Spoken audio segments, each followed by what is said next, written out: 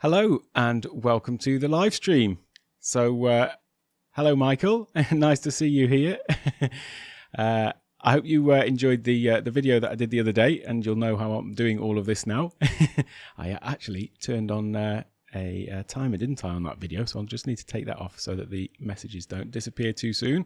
There we go, back on there again, and we can move this around on the screen.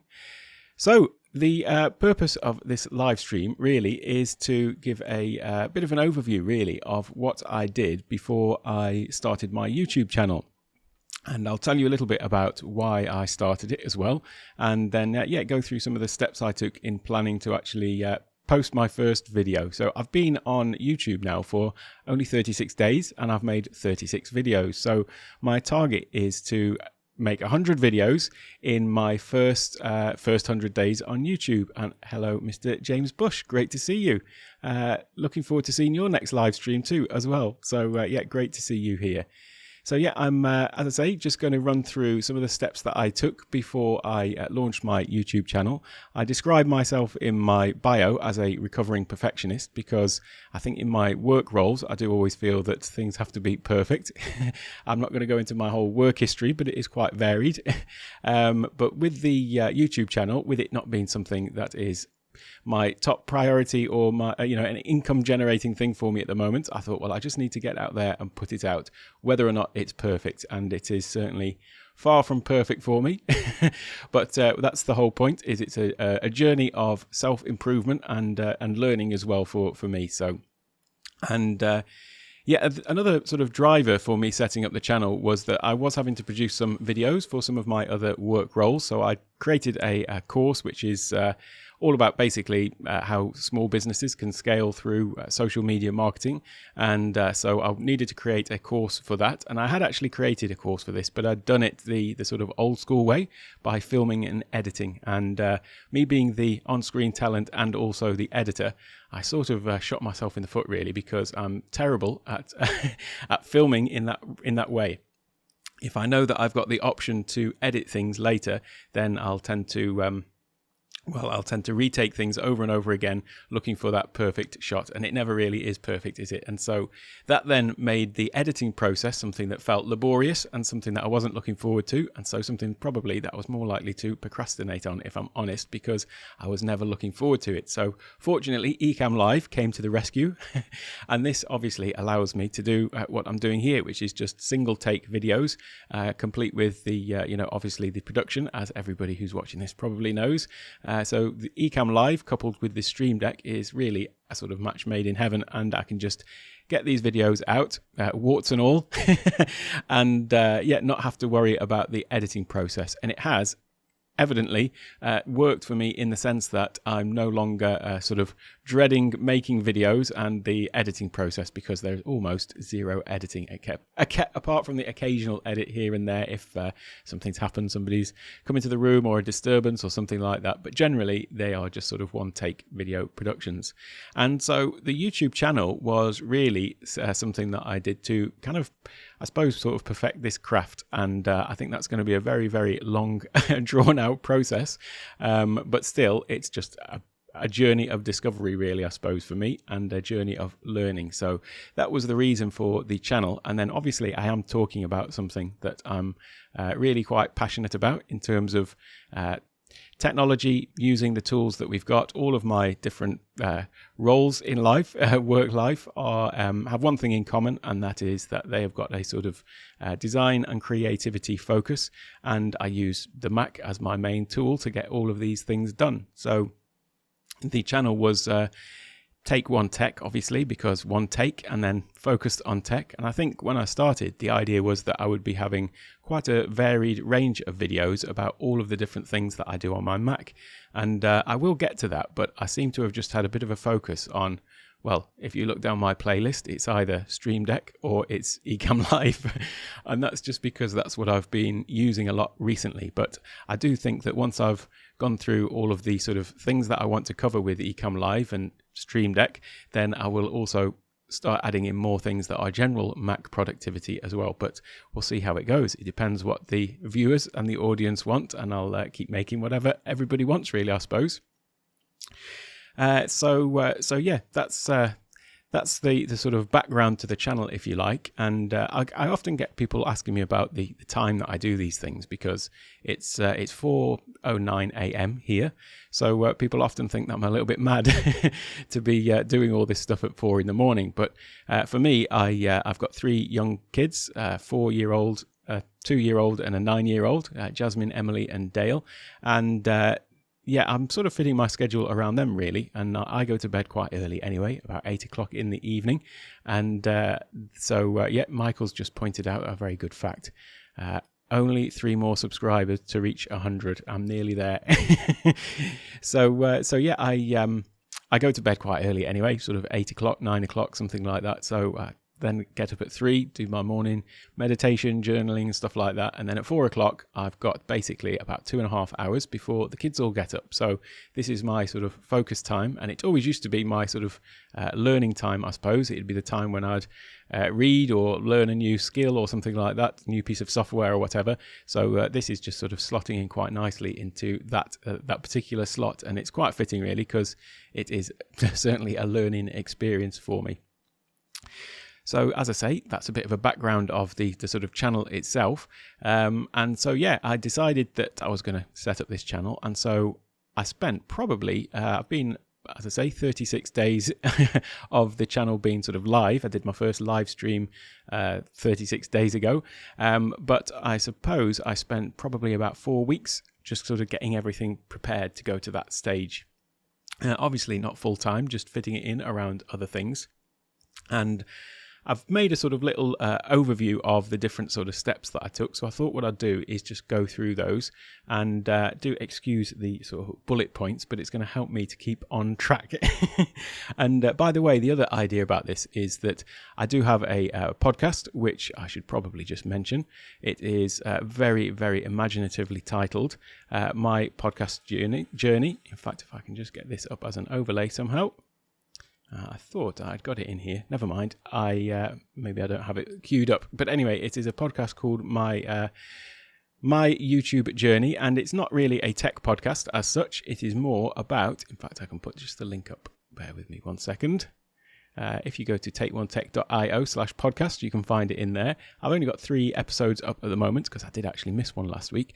But yeah, the point of the podcast is that it's as I say, not so much about tech, but it is the process that I'm going through in creating this YouTube channel, and it's sort of following the growth of the channel when and if that happens, and then also all the sort of things and the lessons that I've learned along the way. And so the point of the podcast is it's for other people who are starting out on YouTube, and they can either, start their channel at the same time and follow along, and we can learn and make mistakes together. Or maybe if people are looking back to my podcast at some point in the future, then hopefully they can listen and avoid some of the mistakes that I make.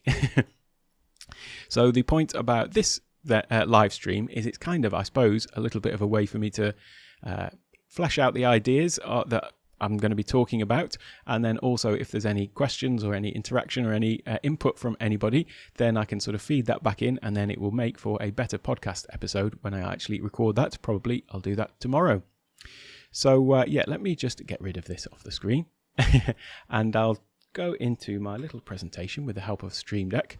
And so, yeah, I've sort of split the preparation that I did up into a number of different areas, about 5 areas, in fact. If I just move out of the way so that you'll be able to see what I've prepared.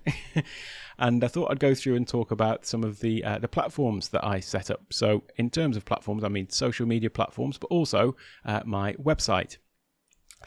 It's not entirely necessary, I don't think, to have a full website in order to launch a YouTube channel, because the whole point about this live stream really is to sort of break things down into simple steps so that people understand that you don't have to go through a lot of effort to actually just get your videos out there. But I'm just talking about what I did. So I did create a website because I knew that I would be doing things like I've got some digital downloads and things like that available on there. I wanted a place to also keep my videos so that they also get found in like Google search as outside of YouTube as well. So my website, I suppose I should probably just quickly show for anybody who hasn't seen it. My website is takeonetech.io. And so, yeah, here I've got got this big Ecamm Live tutorial that I did, the 4.5 hour one. That's at the top of the page, and a place to download the icon packs and templates that we made, overlay packs rather, that we made in that tutorial. And then I've got sort of basically a link to page with my videos on, the gear that I'm using. Link to my podcast is just there, and then also my blog. I've been neglecting my blog a little bit, so I'll come on to that a little bit later though. So that is my my website, and as I say, yeah, it's just a place to basically, it's also a place for people to contact me. I've had quite a few people contact me through either the contact page or the little chat feature which I have on the site as well. So that was really one of the first things that I did. Now, in a previous career or previous role in my life, I did actually do website design, so it wasn't a huge task for me. However, I did use Squarespace. If you listen to podcasts, then you've probably heard them. They're probably one of the biggest sponsors of different podcasts that there are. You always hear them advertising on there, and it's basically Squarespace is a platform that allows you to go and build out a website from a series of templates, and so it's pretty straightforward. And so even as an ex-web designer, I still use that just for convenience. And in fact, another role is I have an architectural design and construction company here in Thailand, and that website as well has been on Squarespace for the past, I would say, 13 years, something like that. So yeah, there's it's a very good service from my point of view. There are other options and maybe cheaper options as well, but that's the one that I use. So that's what was the first thing really that I got set up. Now, obviously, other platforms, of course, YouTube. I'm not going to go into the actual YouTube setup. I'll probably do another video all about how you actually get it set up from a sort of a blank YouTube studio to getting everything finished. But yeah, in terms of the other social platforms, I did also create a Facebook page. I'm obviously on Facebook. To be honest, I've not used Facebook actively as a my personal profile for quite a few years now, but I did set up a Facebook page for the YouTube channel, and I'll talk a little bit about that shortly as well in terms of how I use it. And then that's obviously just another avenue for people to find and connect with me and with the channel as well. People always have different preferences. Some people prefer Facebook, some people prefer Twitter, and so on. So that's the other reason why I also set up an Instagram and Twitter account. And yeah, so at the moment, I'm not really using Instagram. I certainly wouldn't say that these are all necessary if you're starting a YouTube channel. As I say, you just need the channel, don't you? But this is just the process that I went through, and I'll show you how I've used those so that I don't actually really do anything with those other platforms at the moment. But I'll show you how I've automated all of that. And then the last one was Twitch. Now, if you're not familiar with Twitch, it is basically a streaming platform, so it is purely for live streaming. And I think when I started with Ecamm Live, I got quite into the idea of just doing lots of live streaming, and so I thought that that's what I would what I'd perhaps venture into. And so Twitch was a live streaming platform, and typically it's used for a lot for sort of gamers, where they will live stream themselves playing computer games, which is obviously not what I'm doing. But there is a growing number of people that are using Twitch for just general live streaming, and so I thought I would maybe start to actually post my things to Twitch as well. And in fact, when I come onto the services, there's a service called restream.io, which allows you to stream to multiple platforms at the same time. And so I'd kind of thought that, well, I could just, if I'm doing a live stream to YouTube, I could have it go to Twitch and other platforms as well, because there are a few others. In the end, I haven't really done that. In fact, the very first live stream that I did, I was, instead of going to YouTube, I was going to restream.io and then going out to Twitch and YouTube and a couple of other platforms. And I hit the go live button, not really knowing what to expect. And then suddenly all these things started popping up on the screen, and it all got a little bit confusing. And I ended up just ending the live stream and then changing and going straight to YouTube instead. So I haven't really gone live to these other platforms. And yeah, yesterday I made a video, in fact, because of your question, obviously, Michael, about how do you actually go live in Ecamm Live. And it's a bit funny, really, because that was exactly the position that I was in that I went live not really knowing what to expect when I hit the button. And yet I still forgot to put it into my long tutorial about Ecamm Live. It seems like a really obvious omission, really. I spent all of that time talking about overlays and things like that, but not what happens when you actually click the button or how to actually go live. And I think that there seems to be a lot of people don't really cover that. So I'm glad that it was brought to my attention.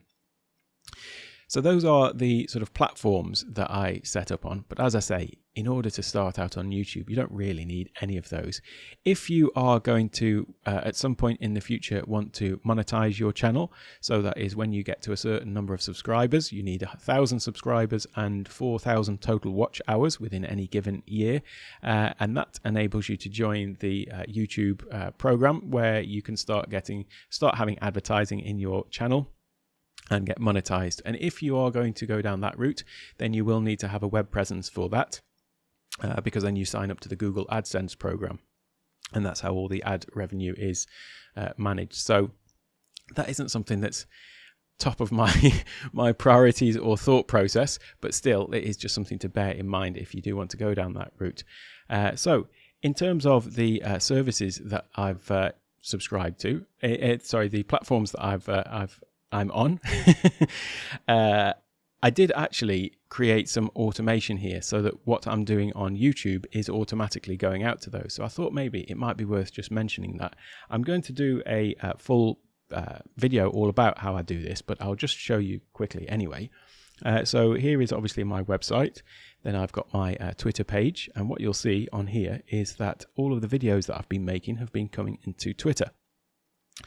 And then also I've got my Facebook page, and you'll see on here that all of the videos that I've been making on Twitter, YouTube, have been coming in here as well. And then it's the same with Instagram. The stuff that I post on Instagram gets posted to my Twitter, and so on.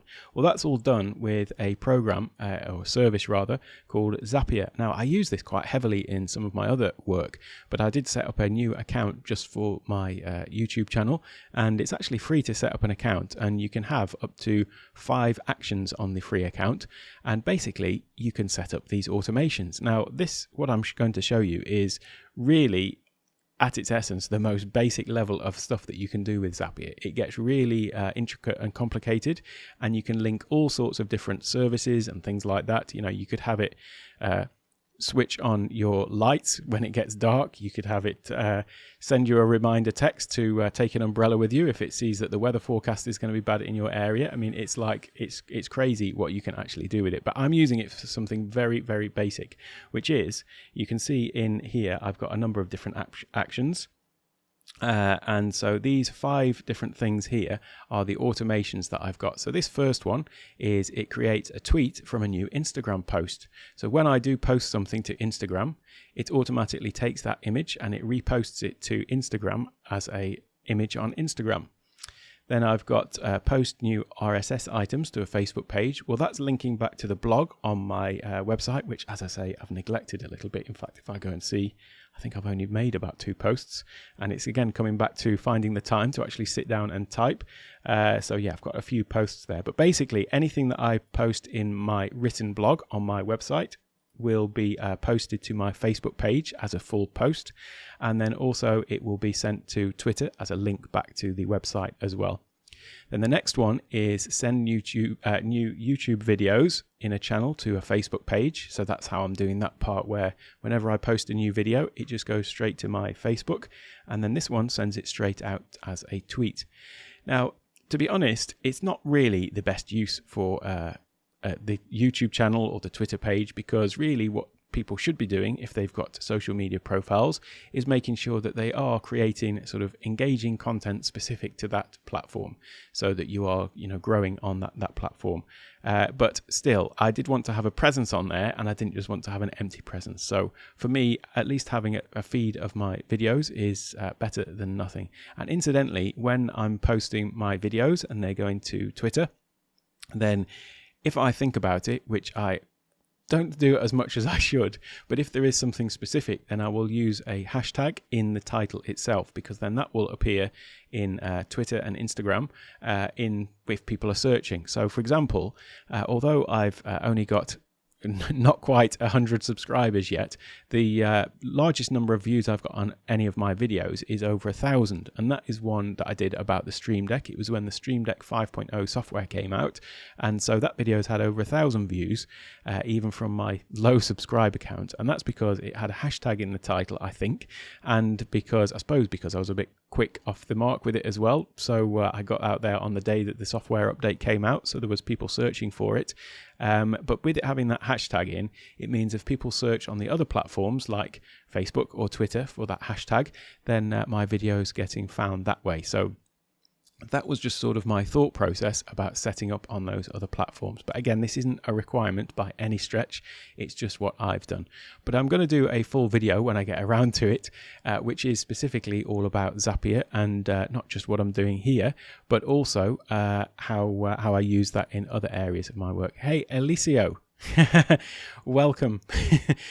I've got to say before I go on, if you have a look at the border around my my little my screen here. So first of all, I was inspired by Michael, because Michael sent me, who's also in the chat, sent me some of the things that he was working on, and I thought it just, my main screen looked a little bit better. But then I watched Elicio and I saw the overlay packs that you sent to Tom Buck, and I loved the little shine that you'd got going around your overlay, so I thought I'd pinch that idea and add them into mine. Not quite as flashy as yours, and I haven't quite got the graphics there yet, but hey, I'll see what I can do later. Incidentally, I do all of my overlays in Keynote just because it's something that I find easy and something that I've got, and so I didn't want to spend too much time on it. And so I created this overlay in Keynote with a little shine that goes around it, and then I got to the final hurdle and sort of fell over, because in Keynote you can do alpha channels of images, but what I couldn't do was actually remove the middle of it. So in the end, I had to go into Premiere Pro and just remove the central part of it. So no problem. It's thanks for your community takeover. They've been absolutely great videos, they have, and I suppose that's a good time to mention, if anybody isn't already a member of the Ecamm Live community on Facebook, it's an absolutely amazing place to go to pick up all the latest tips, and also to help with problems that you've got. There's rarely a new problem. There's always somebody else who's had it before, so it's a great place to go and learn from other people. So yeah, coming back to my little presentation. So just for Elicio, you just joined, then I'm just running through the steps that I took to start my my channel, and the platforms that I decided to sign up to in support of my channel. And I've just had a quick look through Zapier, which is what I use to automatically cross-post to these other platforms. So then the next sort of step in the process was to think about my sort of branding and what I wanted the channel to look like. So as I say, I spent about 4 weeks before actually launching my channel, 36 days ago, just sort of thinking about all of these things and trying to get all of the little pieces in place so that I was sort of ready to go out of the gate, so to speak. So obviously the name of the channel I've covered briefly. It is just, oh, hello, Raymond. Nice to see you here. So yeah, the name of the channel, Take One Tech, obviously came from my wanting to be able to make these videos in one take, and sort of practicing for the videos that I have to make for my work roles. And so yeah, being able to do them all in one take, and then obviously having the tech focus, that's how I came up with the name. Pretty self-explanatory really, isn't it? And then in terms of the sort of aesthetic of it, yeah, I'm a bit tired of suit and tie for some of my work roles, so obviously it's a little bit more relaxed and informal here. He's just absolutely deleted his slides for a minute there. If I just get those back, where have they gone? I've just hidden them, that's what I've done. So yeah, just wanted something fairly sort of informal. And the background, by the way, obviously is a green screen. I've covered this on some of my my other videos, and yeah, I've just wanted something a little bit colourful, I suppose, and something that worked. And I found it hard to find a decent background if you're going to use a green screen, so it's hard to find something that worked well, and this was one of the few that I thought worked reasonably well. And then it's obviously in the Ecamm and Let's Get Live colours, so that was the reason for that. Incidentally, I've mentioned this before, but the reason why I do use a green screen is because I use this setup for my work as well. So I have people that are I have different things that I have to film, and obviously I don't want a purple background when I am doing my work calls and things like that. So yeah, this just enables me to switch it out quite easily. So that was the reason for that. And then obviously the logo, a clapperboard, first take. Sometimes I have to confess that they're not entirely first take. I do occasionally have to retake some things sometimes. It's usually just the first couple of my little intro. Sometimes I fall over my words, but generally it's one take, and so hence the clapperboard there seemed quite obvious. And so these are obviously things that I'm talking about my process here, but then these will obviously be things that people will need to think about. And hello, Dean, nice to see you here, and thanks a lot for the comment. I really appreciate that coming from you. It's great to see you here, mate. So yeah, so then the other thing is the sort of header images. So I'm just running through all of the different things that I had to think about in getting my channel started. And so yeah, having header images, bearing in mind all of those social media platforms that I just mentioned that I'd set up. Then obviously when it comes to that, you've got to start thinking about all of the social media profiles that you've got to set up, and they've all got different size header images and things like that. Now, incidentally, what I may do is if I just share my other screen again, for another work role, I did create a sort of template pack, which I think I shall try and update, rebrand slightly, and make available on my website, because I think that a lot of people have issues with setting up social media profiles with all of these different things. It can be confusing with the size of header images and things like that, and sometimes they show up well on the desktop, but they don't show up well on mobile and things like that. So I did create for one of my other companies, I created a template pack which basically tells you about how to set up your profiles and what image sizes you need and things like this. So what I'll probably do is update the branding to be more in line with the branding that I've got on this channel, and then probably make that available on my website, because I think it may be a help to some people to know how they should set up their cover images and things like that. This covers all the different social platforms, but then obviously there is a section on YouTube as well. So at some point in the not too distant future, I will update that and make that available on my website as a download. And as soon as I do, I'll leave a link to it in the description of this stream.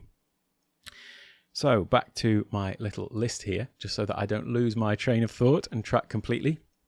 Yeah, getting all of these images right. I mean, once you have got one image, then it's just a case of one sort of header image, for example. Then it's a case of tweaking these so that they work for all of the different platforms. And then the next thing is thumbnails. Now, to be honest with you, I am never really comfortable with my thumbnails. And there are lots of different schools of thought on this.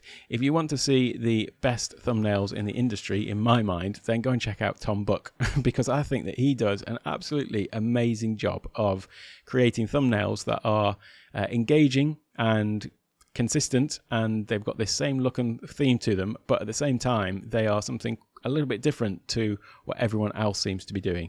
Now, I've gone down a little bit more of a traditional route, and you read lots of things about how thumbnails should look, but I just created a template, and that's what I'm working with at the moment. And I don't want to chop and change too much between the sort of look and feel of that thumbnail, but at some point in the future I will have a bit of a rethink and a revamp. But until now, that's what I'm working with. So I do that in Photoshop, and that is not the way that I would recommend anyone else to do it. It's just that when I started the channel, one of the things that I did to prepare for this was I took a load of pictures. So I've got my camera already hooked up to my computer. So I literally just took a load of pictures, all different poses, some of them normal, some of them rather stupid, and gave my little 9-year-old daughter a big laugh with doing all of that as well. She thought I looked very silly. So I just took a whole load of pictures, and then I've now, because I did a bit of editing of them in Photoshop, I'm not a Photoshop master as you can tell from the quality of the pictures and how they've ended up looking, but still I just dumped them all into Photoshop, and then I've basically got my template in there. So I can just go and edit the titles here. Then I've got different sections for where I add in at the bottom. So if I've got something that's an Ecamm Live focused video, as most of them seem to have been recently, then I can add that in. Or I've got a whole series of videos that I'm going to make about using Ecamm Live with Zoom, and just about Zoom meetings in general. So I'll definitely be branching out from what I have been doing, which is purely the Ecamm Live and the Stream Deck. So when I make Stream Deck videos, I put that on there, and then these are all these silly pictures that I've got, so I can just add in any of these pictures. So that is how I make my thumbnails. I can just activate different layers and things like that, and there are much easier ways to do this. And one thing that I keep hearing people talk about, which I haven't yet tried, is Canva. And I probably will give it a go, because I know Doc Rock mentioned that, and mentioned that he's also like me, you know, Photoshop, Adobe Illustrator, Adobe guy. And so he had a bit of a apprehension about starting with Canva, and I think that I probably thought that a little bit as well. But certainly from having seen some of his recent videos about how easy things are to do in there, then I probably should give it a go, at least to make some videos about it, if nothing else, and show people how they can do these sorts of things easily. Because I certainly wouldn't recommend Photoshop for doing all of this stuff, especially if you are not familiar with Photoshop, and it's a subscription product as well. So. But that is at least how I am doing it at the moment. And yeah, not all of the things I'm doing are efficient. In fact, I would say that most of, thank you for the heads up, Michael. Whoops, that's the wrong one. It's this one, 98. We're getting closer to 100. I'm not really bothered about subscribers. However, I am obviously a little bit bothered, because it is a sign of whether I'm doing anything right or wrong. And so, yeah, it's obviously just pay attention to these things. So it is very nice to see that people are liking some of the things that I'm doing, or some people are liking some of the things that I'm doing.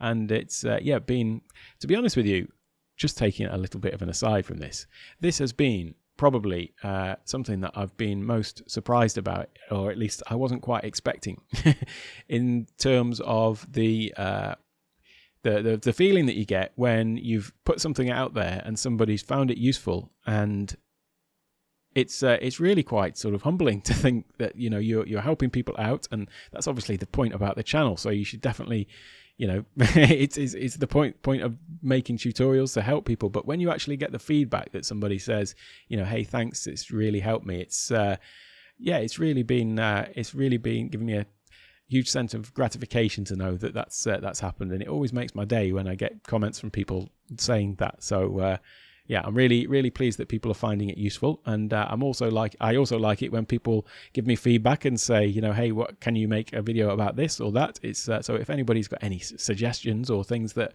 I haven't fully covered in some of my videos, then yeah, I'm always happy to make other videos, and always happy to learn as well about things that I've not quite done right. If there's anything that you can see and anything that I've made that could be done better. So yeah, that's been a really rewarding part of making these videos, to be honest. And it takes it from me sitting down alone in my basement talking to a camera to actually talking to real people. So yeah, the first few videos that I made were it was quite strange. Especially the very first video I did to YouTube was a live stream. So I'd got everything set up, all the stuff that I'm going through now, and prepared everything and set the day. I didn't tell anyone I was going live because I was a little bit apprehensive about it, to be honest. So I thought, well, I'll just not tell anybody. And I didn't have any subscribers at that time either. So I sort of felt a little bit of comfort in that nobody was watching if I messed it all up. But at the same time, it did feel a little bit weird just sitting down here talking to myself. So there you go. That is a bit of a digression. So those are the sort of things that I thought about in terms of the sort of branding of the YouTube channel. So what I'll do as well is I'll James has just said, as you know, I did my first live stream this week, and your content. Oh, well, thank you very much, James. That's you see, these are the things, they really do warm my heart to hear this. So thank you very much, James. And it was great, by the way. So as you know, I gave you my feedback. I thought it was really good. And the first one's the hardest in my experience. But you had a really good flow to your stream, by the way. I thought, you know, it's obvious that you're passionate about what you're talking about and helping the people that want to come to the university and that. So yeah, really great to see that, James, and I'm really pleased that you found what I've been doing useful. I've lost my train of thought a little bit now. But yeah, so the in terms of the branding, what I'll do is when I do get around to I'll do it in the next within the next few days at least, upload that guide to the social media templates for the different images and things like that you need, and I'll also write down a list of all of the different ones that I set up as well, so that it can maybe help some of you out as well. So the next thing that I thought about or turned my attention to was graphics in Ecamm Live. Now, I did that sort of 4.5 hour mammoth tutorial. I know a few of you have watched it all, so but yeah, I can tell you that was quite a slog to actually record. It didn't actually feel like it. The time flew by, but by the end of it, I was certainly a little bit parched, because I did actually do that all in one take as well. So that was my my Saturday morning, the week before last. So oh, another one. Great. That's really nice to hear. I've learned making layout because of your content video. Oh, thank you very much. I'm really pleased about that. So the graphics that I'm talking about here are basically the graphics for Ecamm Live then. So things like my title sequence, and I did that. I've got to do a video about that one actually, because that's a bit more of a complex animation. I've covered obviously animation in my other videos in terms of animated lower thirds and some of the transitions and things like that. But I will do one that's talking about how I made that whole intro sequence, because yeah, that was another keynote animation. Next was all the scene overlays. Again, I'll link to the video that I did, the large tutorial that I did all about this, and obviously created all of those scenes. And I basically went through the same process that I covered in that video, thinking about what different scenes do I want, and yeah, how, whoops, I should have locked my my overlays there, shouldn't I? I've just zoomed in on it for a moment. Yeah, so thinking about obviously the scenes that I wanted. I knew the sort of rough scenes that I needed, and so creating all of those overlays. And so it was through doing that, obviously, that I learned how to do it, and then was able to share it with everybody else. And I've not quite zoomed in properly there. Let me just adjust this. There we go. So yeah, sometimes I don't listen to my own advice and haven't got my scenes locked. I had something yesterday as well where I went to go and film a video, and I did a video a few days ago about checklists and all the things you should check before you actually go live. And yet the video I did yesterday, I inadvertently left something running in the background, and it wasn't just a small little app. It was something for work related, that was basically downloading a whole load of data over the internet. So I'm in Thailand. It was downloading it from a UK server and on a virtual machine there. So I sometimes don't listen to my own advice. So yeah, didn't lock my scene then, but now it's safely locked. So then obviously the other graphics, like the lower thirds and things like that. And then what else? And then the little sort of like and subscribe animation. I'll do a video about how I did that. It's basically the same sort of thing. I'm hoping that the videos that I did about animation in Keynote has given people an idea of just how easy it is to actually make things in Keynote. And once you sort of get your head around those sort of steps, then I know that some people have taken that and made stuff that's an improvement on what was covered in the tutorial. So, but I will, just for completeness, talk about how I made the one that I have popping up at the bottom saying don't forget to like and subscribe. So I'll make one of those videos shortly as well. So then the next thing is obviously scene transitions. So I don't have a huge number of scene transitions, and actually watching Alessio Wei's live that he did, the Demo Mode Pros on the Facebook group, really made me realize that I need to up my game in terms of my scene transitions. But I did plan those out anyway as well. By the way, I should just also mention, while we're on the subject of Alessio Wei, in the Demo Mode Pros that he had, I think the day before last, he had Kirk Nugent on, and he was talking about how he brings in his slides from Keynote into Ecamm Live, and I was actually doing it all wrong for a long time. Because what I would do is there's basically 3 or 4 different ways that you can get slides into Ecamm Live. So you can have it actually running in Keynote, and so have it playing, sort of bringing it in as almost like a camera feed from Keynote. You could have it running on an external device like an iPad, and then have it showing in Ecamm Live from your iPad. And the way that I used to do it, sometimes, depending on if I was doing something like this with just some simple text on the screen, I would often actually create individual scenes with each slide in it. However, what I hadn't realized or hadn't cottoned on to was the fact that you can just actually drop a PDF into Ecamm Live, and then in Stream Deck there are some built-in controls for cycling between pages of a PDF. So all I've done here with these slides is just export them from Keynote as a PDF, and then I've now got it dropped into this one single scene.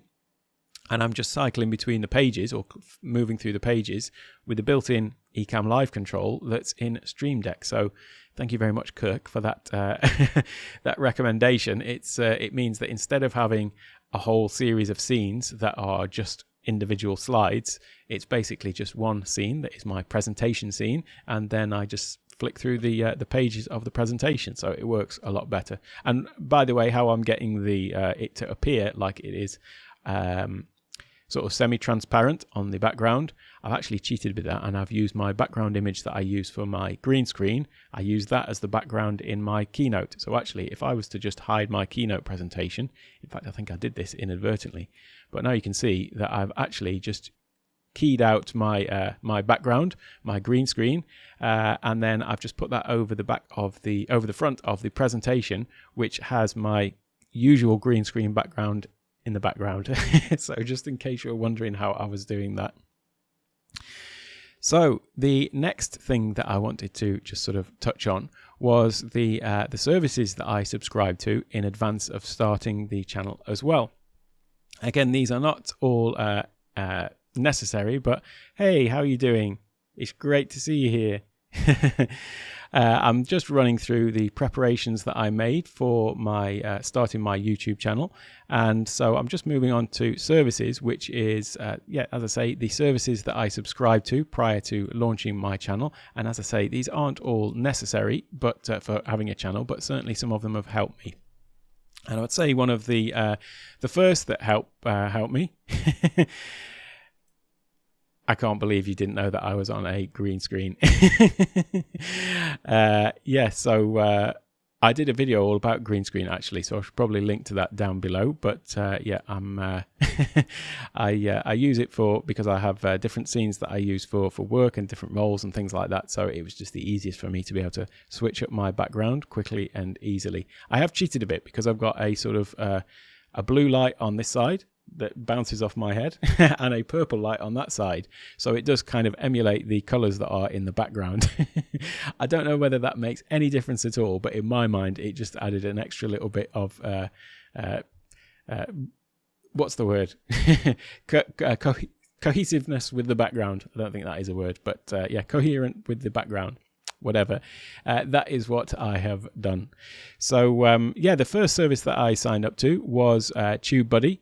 And I found that really useful, actually. It sort of sits within the YouTube interface, and I found it almost to be like a little sort of coach for me in terms of when I'm uploading my videos.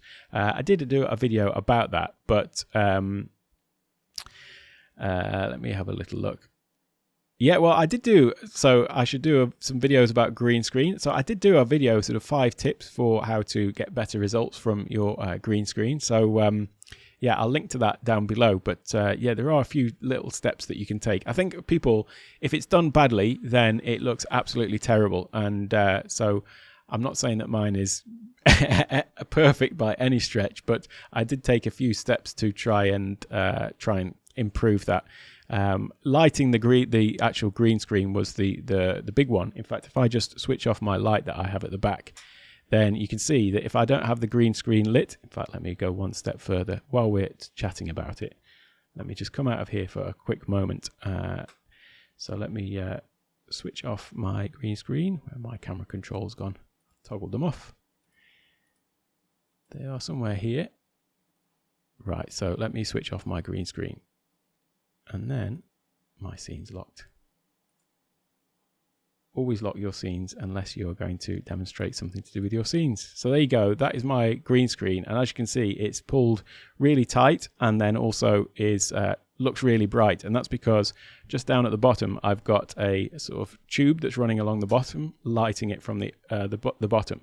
So if you've got any shadows and things like that on the green screen, then when you toggle it on in Ecamm, then you'll get this thing here, and then you can adjust this in Ecamm Live. They make it really sort of easy to sort of adjust that a little bit, but it's amazing what a difference it makes if the green screen is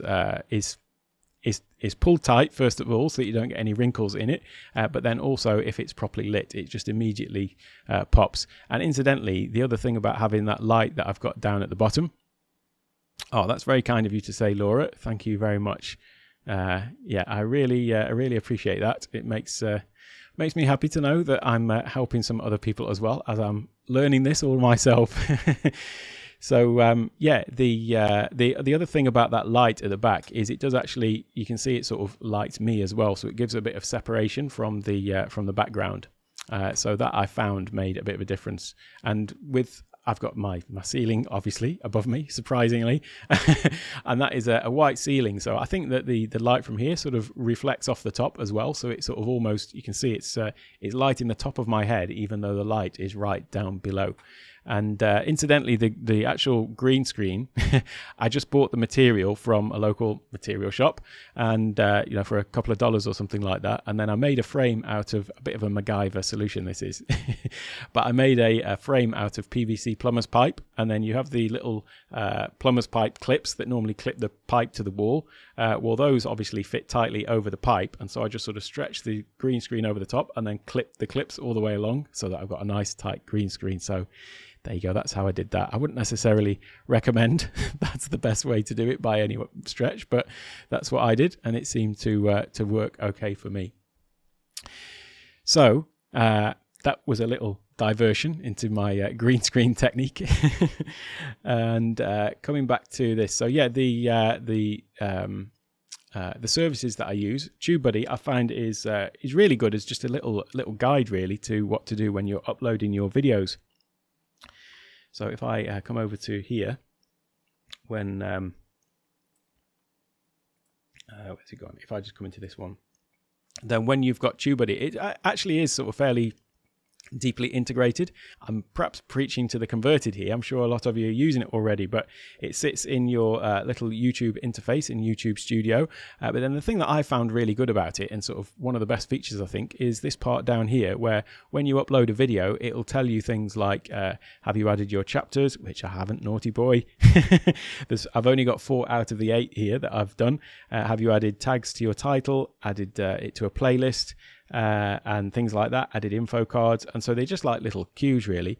And incidentally, my sort of workflow when I do these videos is sometimes I upload them, I record them, and then just upload direct to YouTube from Ecamm Live, which is a great feature.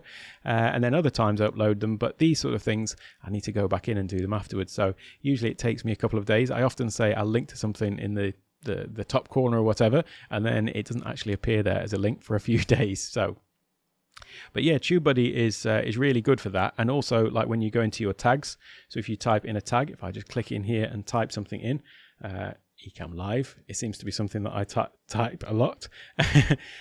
So you can see that it's actually brought up. You just start typing and it will bring up, this is the TubeBuddy interface, it will bring up a load of tags that are relevant to what you are typing. So yeah, it's really, really good for that and helping me choose things that maybe are going to be found, and yeah, it just helps me with all of that. Let me just check what this one is. Yeah, and yeah, so make sure it's tight, like the green screen. The other, if you want me to give, because there were 5 tips that I gave, so I'll give you the other 3 while we're on it. First of all is the camera position, so making sure that the camera position is looking right for the shot that you've got. So obviously this shot, the sort of angle and position of the camera matched with the background.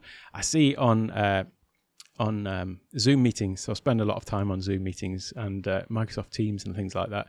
And first of all, if you've ever used Microsoft Teams and used their built-in green screen, it's absolutely terrible. There's like a sort of halo around you of whatever's in your background, or even if you've got a green screen, just like a sort of 1-inch green line around you. So I don't know how that's even a feature in Microsoft Teams. It's a bit of a waste of time in my mind. But fortunately, you can actually bring Ecamm Live into Microsoft Teams, which is one of the things that I use it for.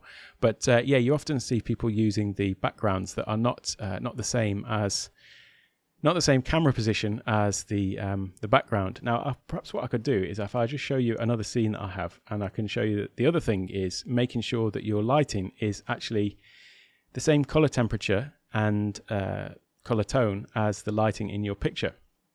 In fact, if I come into I've got these as a backup now from my great little tip that I got from Doc about backing up your scenes, which I was doing, but it turns out I was doing it all the wrong way. So I'll just quickly show you this as well while we're on the subject of green screen, because it is, after all, something that I spent a bit of time on before I set up my started my channel, which is what this live stream's all about. Backup scenes, here it is. Now I can just actually drag this in to here.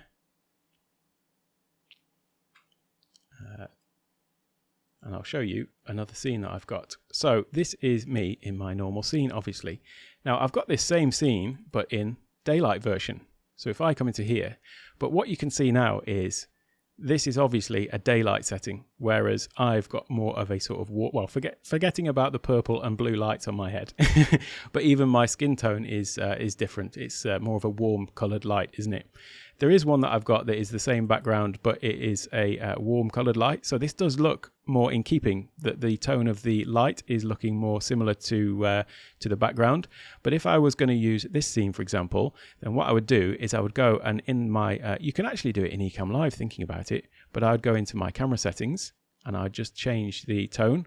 So again, I've still got this purple look, haven't I? But already the sort of tone of my skin is looking more like it's got daylight on it, basically.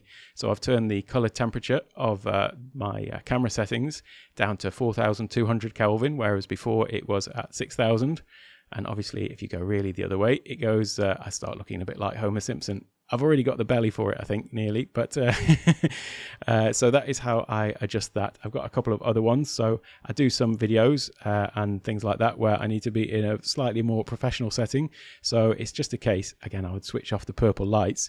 But that is just the way to get the color tone matching. And that's something that a lot of people get wrong, I think. And then it just looks immediately wrong when you're on the...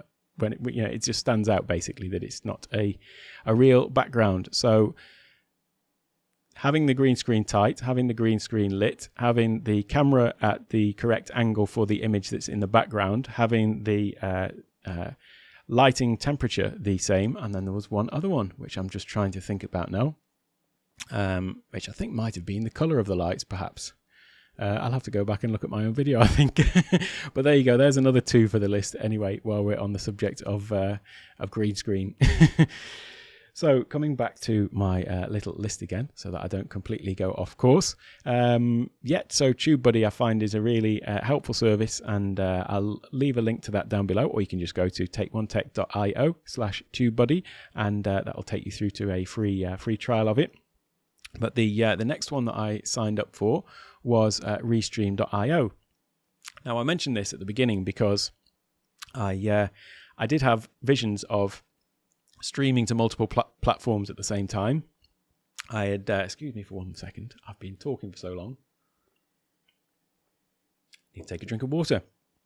I did think that maybe I would stream to other platforms like Twitch, but in the end, I'm only really going to YouTube. But Restream.io was something that I did sign up to with their free package, because you can stream to a couple of platforms without actually paying anything. So that's another thing that I signed up to in starting up the channel. So if you are thinking about streaming to multiple platforms, then that's a great way to do it. And by the way, the reason why you would use a service like that is because it allows you to stream from your Ecamm Live to one platform, which is Restream, and then it deals with all of the bandwidth of going out to all of the other channels. So it's not like, I mean, in Ecamm Live, I think you can only stream to one at a time anyway, but like with OBS, you could stream to multiple different platforms, but then you've got the bandwidth of going out to all of those platforms, whereas Restream.io allows you to stream to one place, and then they deal with all of the rest of the bandwidth. And also, they sort of bring in all of the different chat messages, so things like this. Thank you very much. That's correct. I'm sure there was another one, but I can't just think of it now. I'll have to, that'll be racking my brain, that, but I'll have to go back and watch my own video. Yeah, it's Restream.io is great to be able to stream to all of those different platforms. And as I say, they'll bring in, if you've got messages and things like this, chat messages, then it will bring it all into one place. There is something to be said for just sticking to one platform though, as it happens, because you're basically building a like now you can all see each other's chat messages because you're all in the same stream, whereas if I was on Restream and some of you were in Twitch and some of you were in YouTube, then it would be kind of like two separate conversations going on. You wouldn't be able to see or communicate with each other. So there's some people say that you should just stick to one, but anyway, it's something that I did in my setting up process, so I thought I'd just mention it here for completeness. And the next thing that I signed up for was my Buy Me a Coffee, because as I say, this isn't really intended to be a revenue generating exercise for me. It's really more of a test bed for me to practice my skills at creating on-the-fly videos and sort of one-take videos. All of my videos are like that, with no editing, except for the occasional one. I did one yesterday where I needed to record my screen of how I was using Ecamm Live, so that actually needed a separate video sort of cutting in after the fact. But generally, they're sort of one-take videos, and so that was the point of it. But yeah, I did set up a Buy Me a Coffee page, and I'll come on to some of the other things that I did in order to I don't like the word monetize, but I mean, it is a way to monetize the channel, because there are obviously costs. So there's a cost associated with TubeBuddy, and there's a cost associated with hosting the website and some of the other things that I've signed up for. So it's not necessarily intended to be a massive revenue earner, but it's a case of I did set up a couple of things to just maybe help offset some of that cost. And I've been really pleasantly surprised that some people have gone to my Buy Me a Coffee and bought me a coffee. And it is really what fuels this channel, because as I say, I do them at 4 o'clock in the morning, and so yeah, I've usually got up, done my meditation, and had my half a litre or a litre of coffee before I start. So anything that comes into my, I suppose I should put my Buy Me a Coffee link up at this point, shouldn't I? buymeacoffee.com/take1tech. But yeah, anything that comes into that genuinely does go on coffee. So the next one that I set up was, I also set up on Amazon affiliates, because again, it was just something that I could add in. I do sometimes talk about different products and things like that. I don't ever intend this to become a channel where I'm just reviewing tech products. That's not my my aim with this at all. But if I do mention something, then I do leave links to them in the description. And then like on my webpage as well, I have a link to all the gear that I use. So if somebody is interested, they can go and do it. So what is my Buy Me a Coffee? I'll just put it up at the bottom. So it's the easiest way is it's Take One Tech, basically. So buymeacoffee.com/take1tech, or you can also get it to it by, I can put up another way to get to it, is takeonetech.io/coffee. Yeah, so the other thing I set up was Amazon affiliate, and so I linked to anything that I mention in my my videos. I linked to it there, and I've been surprised that I've actually had people buying stuff from Amazon. Whoopsie daisy, I don't want to end the stream. I pressed my wrong button. I wanted to turn off my Buy Me a Coffee link. Yeah, I set up my Amazon affiliate link for people to go to be able to buy anything that I mention in my videos. And as I say, I think I've had about maybe 12, 13 sales through Amazon that have been from links that I've posted into my thing, but you don't really get a lot from it. So I think it's about $5 or something so far. But hey, it all goes to help. And in fact, my TubeBuddy, that costs, by the way, I think it is I think it's $8, but if you've got less than, for the basic plan, which is the one I've got, but if you've got less than 1,000 subscribers, it's half price. So basically, the revenue from Amazon affiliate commission has actually paid for my TubeBuddy for 1 month. So, like I say, it's not intended to be a major revenue source. It's just a case of offsetting some of those costs, really. So the next one was Epidemic. Now, I was a little bit late to the Epidemic Sounds game. So, by the way, Epidemic is a service you sign up to, and it gives you access to a whole catalog of music and sound effects and things like that allow you to use them in your YouTube videos. Now, I say I was a bit late to the game because in my sort of professional life, I have an Adobe Creative Cloud subscription, and I also have an Adobe stock footage subscription, and that allows me to get stock images and music and things like that as part of that subscription. And one of the things that you get access to is you also get access to the entire Epidemic library as part of Adobe stock. So I thought that I was going to get access to all of this and be able to use them in my YouTube videos without a problem. And I kind of can, but there is a bit of a drawback to it, which is when you sign up to Epidemic, you basically go in and you whitelist all of your different things. In fact, I should probably pull up my little Epidemic scene, shouldn't I? Here we go. This is what it looks like. And you can go to takeonetech.io/epidemic to get your free trial. But yeah, basically you've got access to this whole catalog, and I had this with Adobe stock. So my videos are basically, there are 3 pieces of music in it. There's the one at the beginning, the one at the end, and the one that I use in my title sequence, and there's the one that I use for my live stream. So it's only 3 pieces of music, really. I don't have lots of background music going on or anything like that in these videos, and so I got those through my Adobe stock. Now, when you use Epidemic, you basically tell them your YouTube site, your Facebook, and things like that, and you can have one social profile for each, one profile for each platform, and then basically it is whitelisted so that then you can use that music freely on any of the platforms. So because I'd got my Adobe stock license, I thought it would be the same. But every time I posted a video, I got a little copyright notice in YouTube. And in fact, maybe I can just show you where they will come if ever you get the same.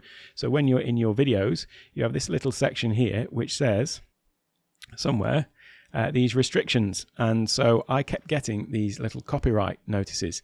And so I'd have to go in each time and then go back into Adobe stock, grab my license for that particular piece of music and go and paste it in there.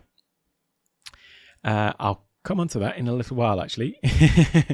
I'll answer that question shortly. So the problem was that I had to do this every single time, and there was no way in Adobe stock to go and whitelist my channel, and there was no way to whitelist it for these Epidemic songs that I was using through Adobe stock. So I actually contacted Epidemic and asked them if there was a way that, given that I had legal use of these songs, could they whitelist my site? And they said, unfortunately, when you're getting these things through Adobe, then you have to just go and manually do it for each video. And since I'm making, basically, as I've said, my target is a video a day for the first 100 days, then every single day I would have one of these little notices, and I'd have to go through the process. You actually have to go and question it and add in the license details and all of these sorts of things. And I just thought, well, for the sake of that, it's probably cheaper at, I think, $120 for the whole year for Epidemic. I thought, well, that's saving me. It's only cents a day that it's costing me, and it saves me the hassle of doing it all. So in the end, as I say, I was late to the Epidemic party, but I did subscribe to it. So that was what I had in terms of my services. Now, just to answer your question about the overlays, I did actually do a video exactly about this one, because I've got a number of different overlays, which are, I've got one for where I talk about my website. So go and check out my website. I've got one for when I want to mention Ecamm Live, like this. One for when I want to talk about Epidemic, and one for when I want to talk about TubeBuddy. And another one I did about setup, but I'll leave a link to that video down below as well. Now, I've sort of cheated here because what I did was I recorded a screen recording of my screen of my browser window, and then just sort of scrolled down, recording it just on the Mac. So if you press Command Shift 5, I have to look down at where my hands would be on the keyboard. Can't just remember it off the top of my head. So Command Shift 5, then that will bring up the Mac's screen capture controls.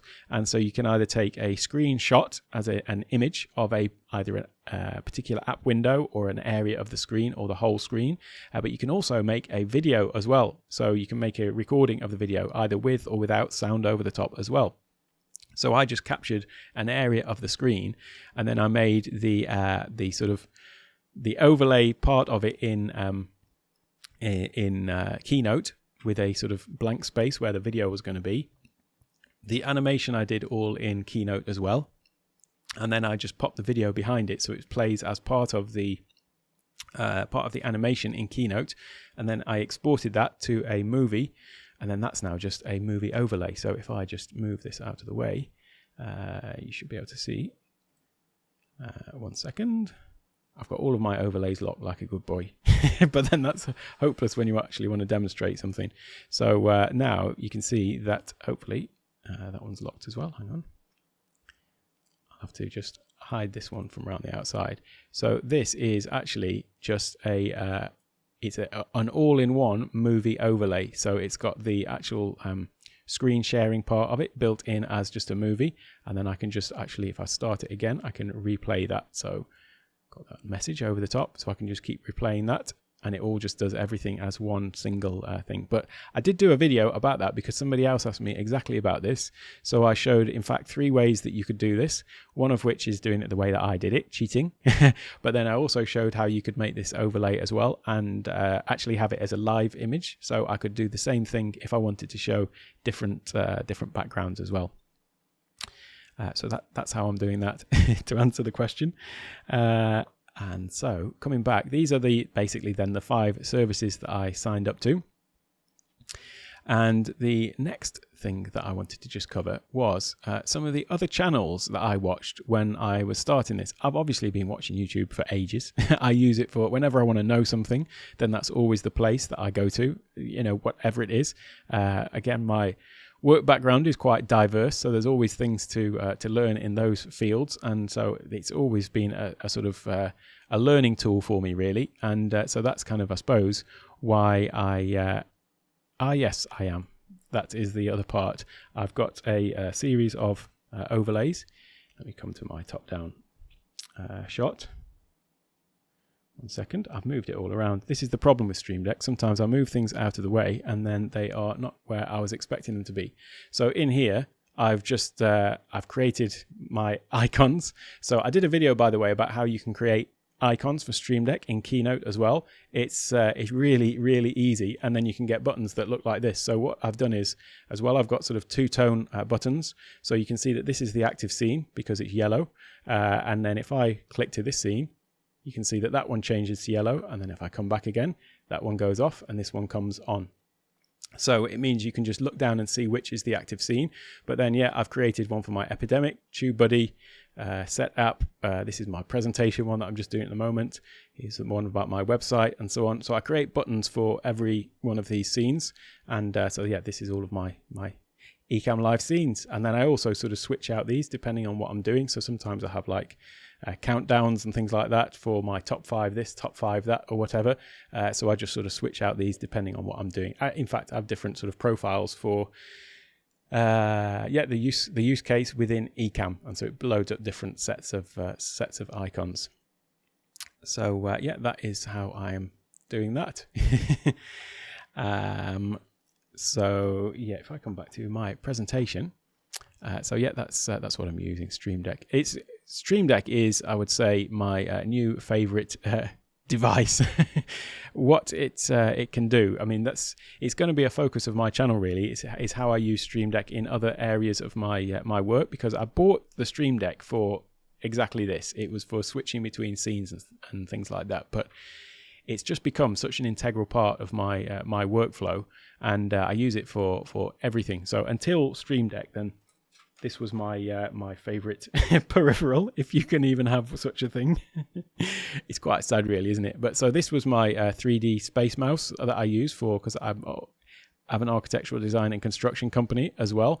So this thing allows me to have one hand on this mouse and one hand on this one, and this basically you can move it in any direction. I can push it down and pull it up and rotate it left and right, swivel it in any direction, and that is for manipulating 3D models. So with one hand on the mouse and one hand on the space mouse, I can basically design a whole house without taking my hands off those two things.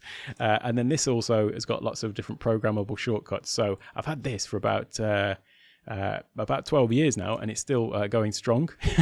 But this was kind of like my key productivity tool on the that I used on the Mac. But this one has been sort of pushed over to the side, I'm afraid, and the Stream Deck has now taken its place.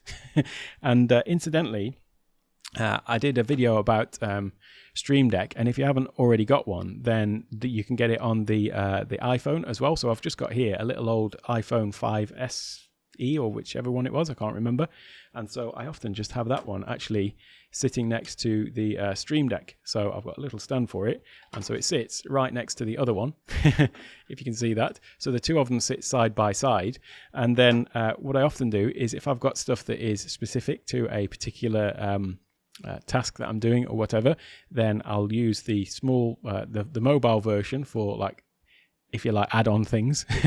And then my main Stream Deck is the one that I use for all the things that I just use regularly.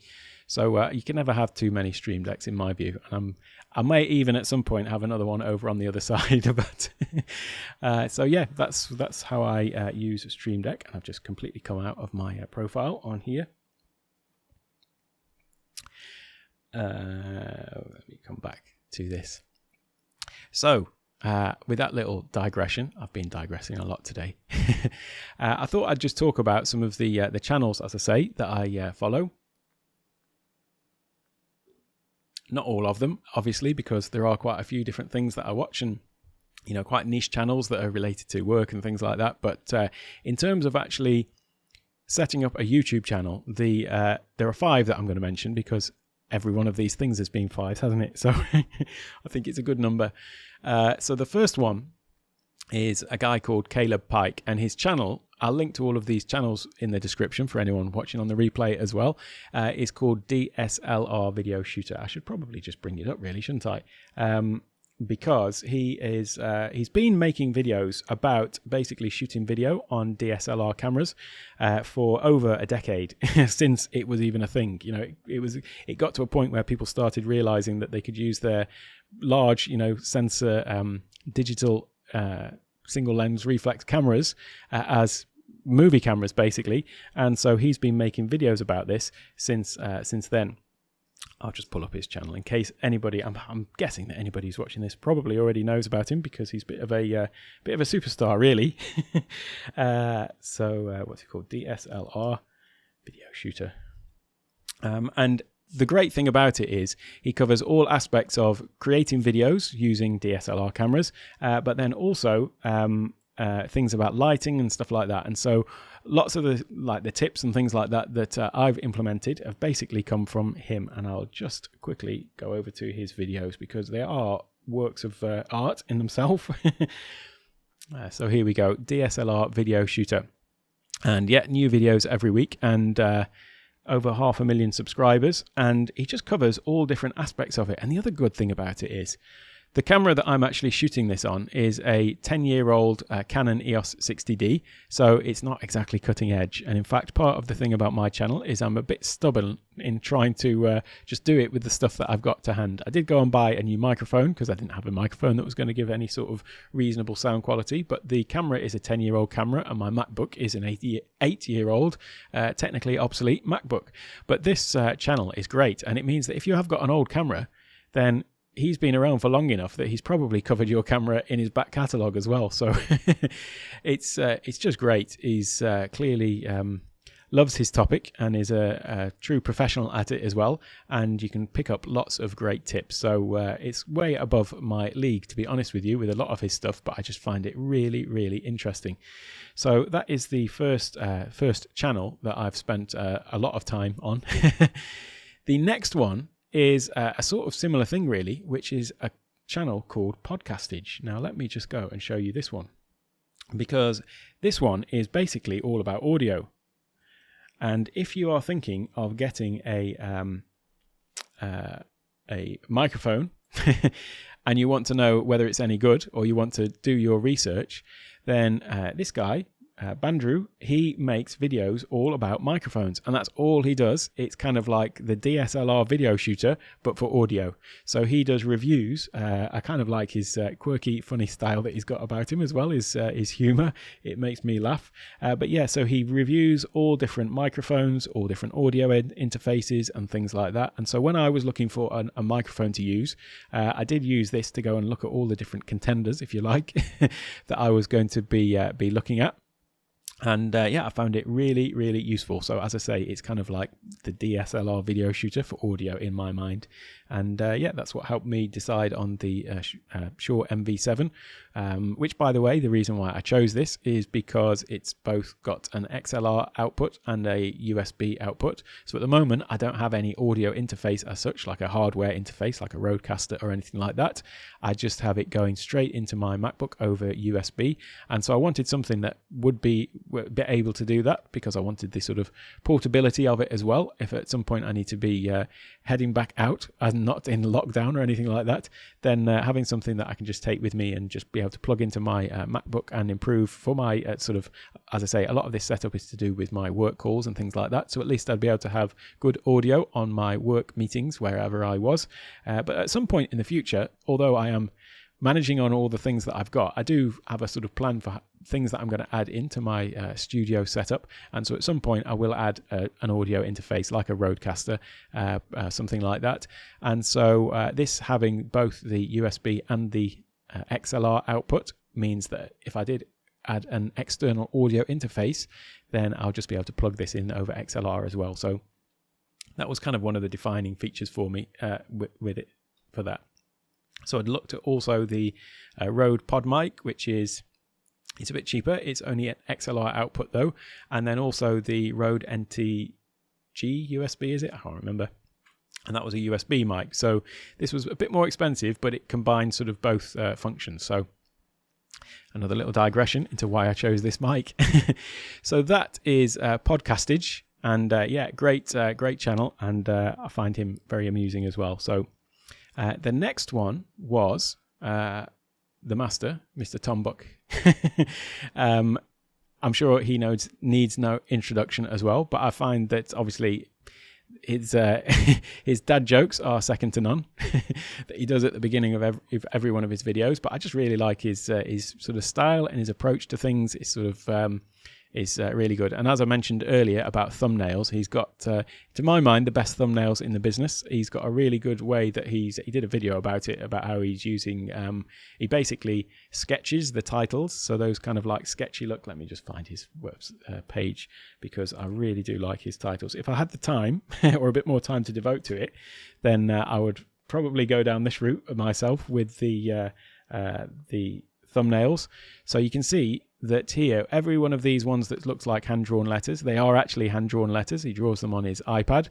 And yeah, it's just got a really, really nice style to it. They're all consistent. I've got a great consistent look and feel, but they're not too cheesy like mine are. So yeah, one day when I've got a bit more time to devote to this, then I would probably try to emulate something like that, because they are great. And aside from the thumbnails, I mean, the content is brilliant as well. It's talking to me at the right sort of level for what I'm looking at in terms of not too simple, goes into the technical stuff as well, but just in a really nice, pleasant, likable sort of way. So yeah, Tom Buck was another one that was on my sort of top 5, if you like, of stuff that I watched before I started the channel.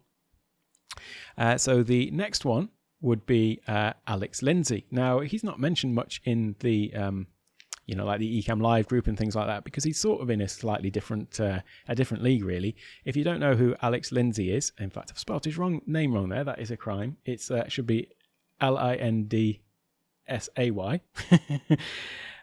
So he worked for ILM, Industrial Light and Magic, working on the Star Wars movies and things like that. He comes from a sort of professional video production background. Let me just get his website, his YouTube channel up rather. But he does a daily 2-hour show. Also called Office Hours. There's a lot of people started things called Office Hours. So Doc Rock's got his Office Hours, and there's various other people have got these little groups called Office Hours. Well, Alex Lindsay started his as well, and this has been running for over a year, sort of since March last year, basically. I wonder what happened in March 2020 for him to think to start this up. But anyway, it is. In fact, I should be sharing my screen, shouldn't I? So Alec Lindsay, and then it's every day, and it's basically a panel of people. Anybody can actually go and join and apply to be sort of on the panel at the start of the day. But all they talk about is professional level video production, and so I've watched this quite religiously, and it's to get little tips about things that they do. And they don't really use things like Ecamm or OBS. It's more they use like A10 minis a lot, or A10 mini extremes, and then obviously sort of higher grade camera switching gear, but they're coming at it from a professional production. So Alex did a load of Google Hangouts.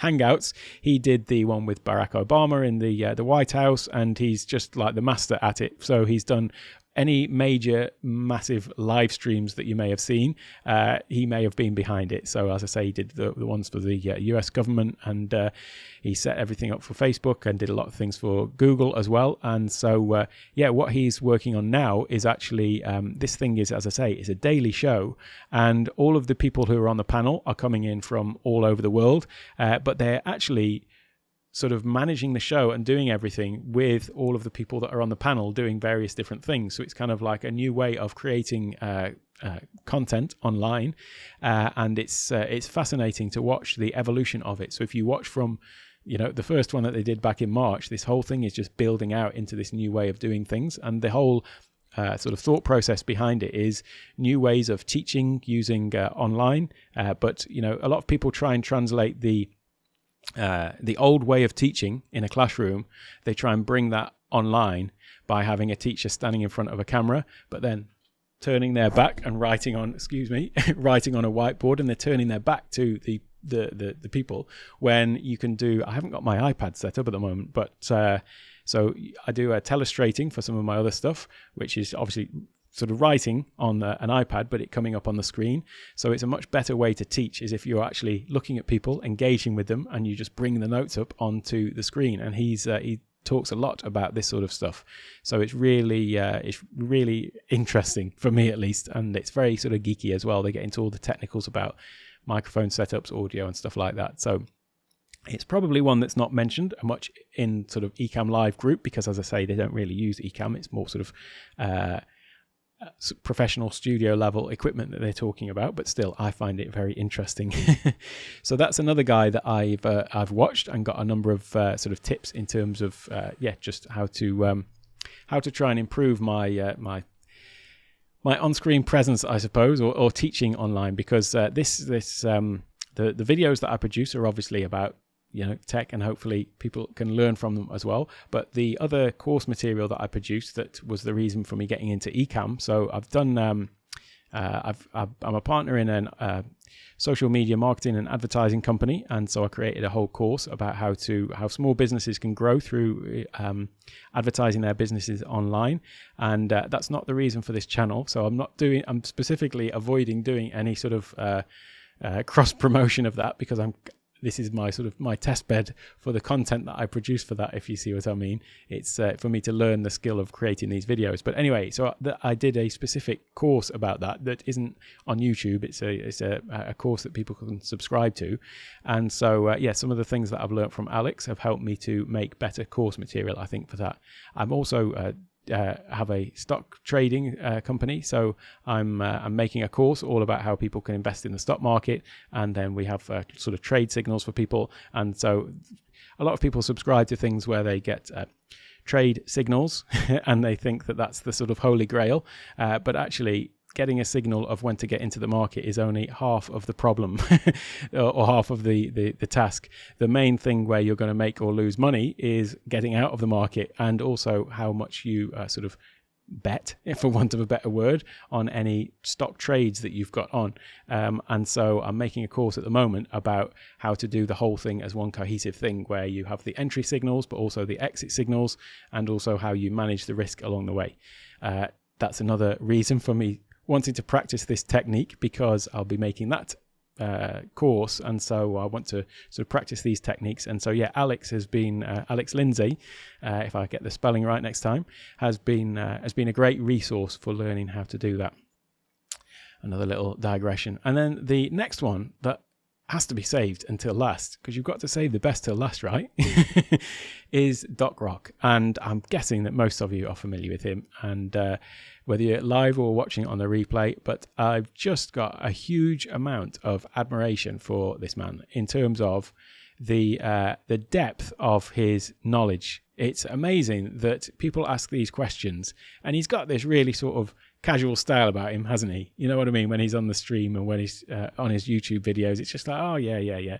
But somebody asks him a question, and then he just goes into something that you think, how on earth do you know all of this? It's like the depth of his knowledge is absolutely amazing. So yeah, he's really, really great guy, and I feel really privileged to have found his channel and his content, and also joined his office hours group, because that is a great place. So if you're not familiar with that, and you go to buymeacoffee.com/docrock, there you can sign up to his private group, I suppose, and that's a monthly subscription, and then you can come and join on every well, it's my Sunday morning, so it's Saturday evening for everybody else, every other normal person that's on a normal time zone. And that's, yeah, it's a great group of people. There's usually about 25 of us on the call every week, and yeah, it's great because you get to learn from all the other people. It's also inspiring to see what other people are working on, and the issues that they've got just always lead to learning for everybody in the group as well. So yeah, buymeacoffee.com/docrock, highly recommend that. And yeah, he's been a great source of learning for me for all of the you know, there's a overlap in some of the stuff that we do, and like his past experiences and my past experiences, but I'm always learning something from him every time I watch one of his videos. So, well, thank you for the comments. I just got distracted going off on a tangent there, but I really appreciate it.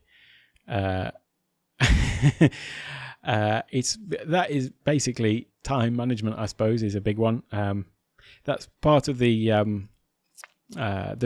reason for this channel was started out as, I mentioned this at the beginning, which was how to get things done on the Mac, and how I use the Mac to do the things that I do. But what seems to have happened is I've been on YouTube for 36 days. I made 36 videos, and probably about 30 of them have been either about Ecamm Live or or Stream Deck. So at some point I do intend to sort of venture out into sort of more broader Mac tips and tricks that I hope will be useful to I mean, I guess if people are on Ecamm Live anyway, then that means that they're on a Mac. So hopefully all the things that I will be talking about a bit further down the line are going to be useful. I mean, I've got a whole nother channel that I could make about things like Excel and stuff like that. So I won't bore people with that. I'm not going to get too heavy into specific applications, but yeah, all about tech and stuff like that. I will start expanding on my content. But yeah, so the way that I fit this into my schedule, I mentioned this at the beginning, was I'm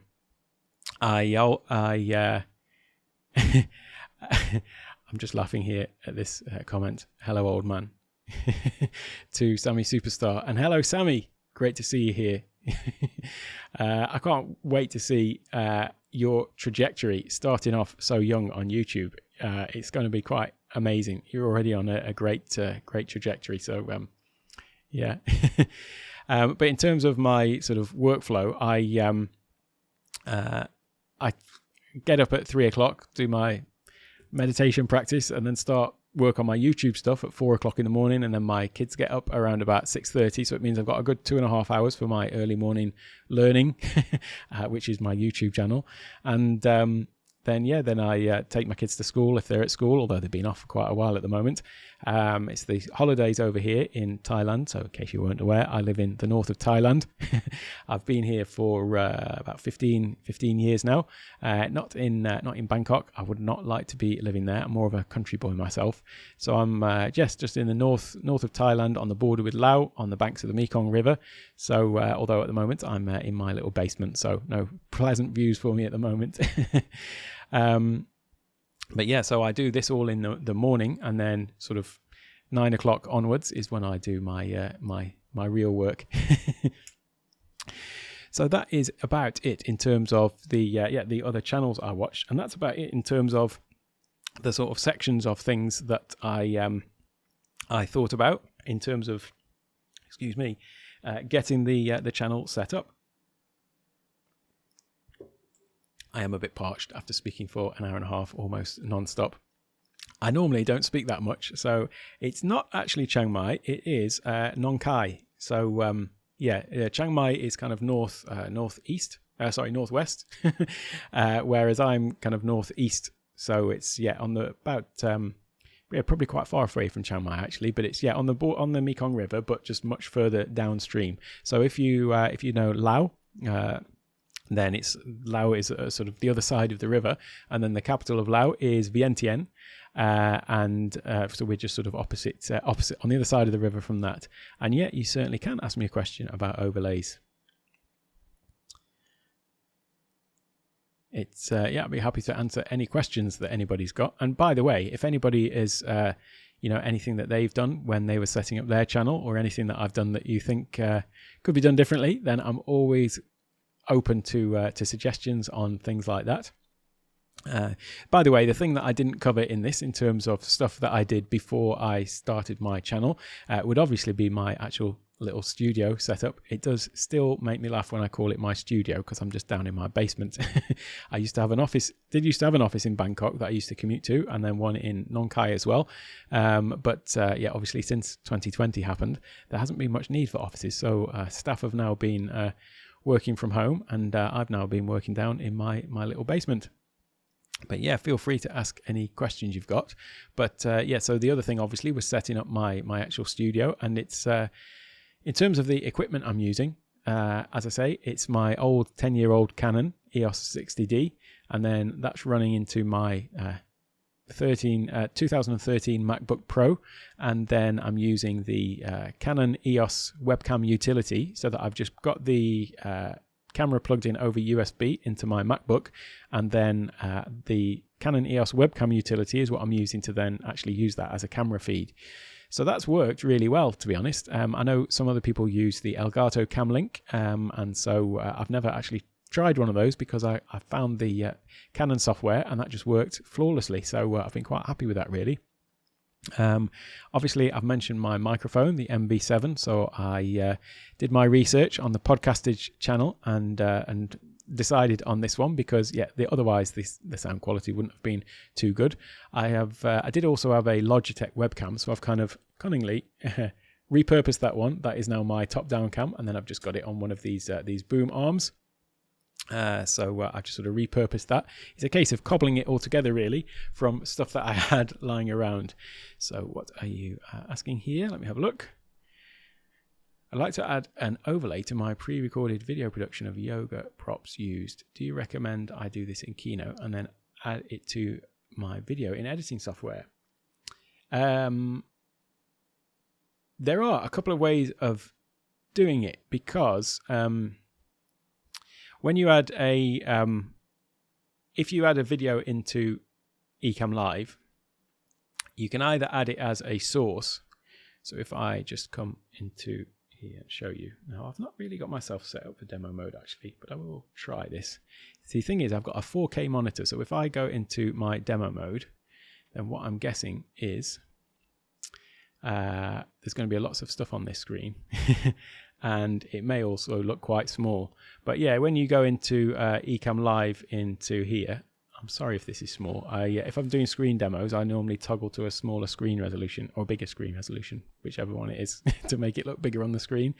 So yeah, if you go to source and then have video, the problem with that is when you choose the video file like that is that it's obviously full screen.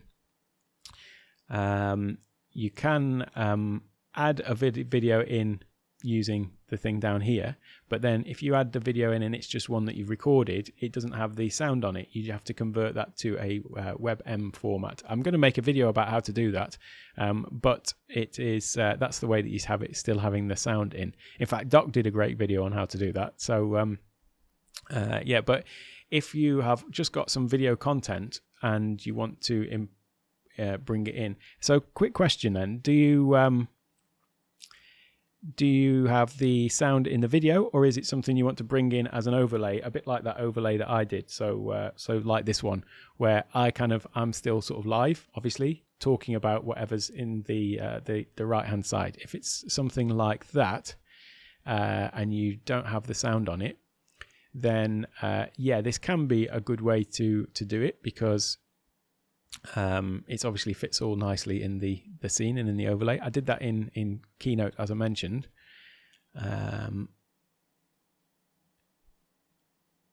Yeah, so it just depends on if you're going to use if you're going to have the sound on the actual video itself. Otherwise, you could just have an overlay like this, but have it with a sort of cutout in it, and then just add the overlay by adding a video from here, because animated overlays are basically just video, so you can drop any video file in. I'm not sure if I'm answering that entirely thoroughly. That's the question though, is if you are having if you need the sound on it. That's the sort of thing for me really, is if you're going to use the sound on it. Also, if you're going to be doing this a lot, or if you're going to do it as a, a lot with different videos, the reason why I specifically made these is because I know that I'm going to be referring to them in a lot of my videos. So I'll often mention my website. I'll often mention if you're not using Ecamm Live, then go and check out this link, and so on and so on. So I created these ones like this just because I want them as specific scenes, so that I can use them in all of my videos. But yeah, if you were wanting to do this regularly, but each time with a different video, then perhaps take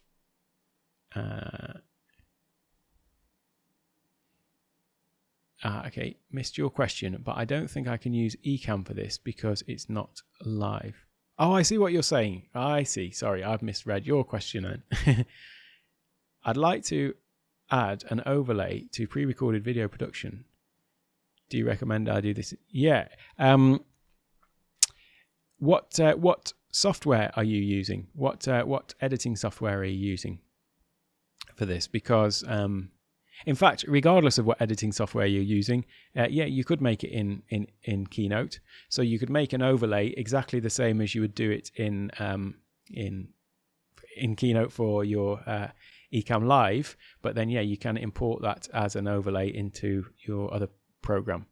So I have Premiere Pro for Adobe Premiere Pro, but I don't really use it.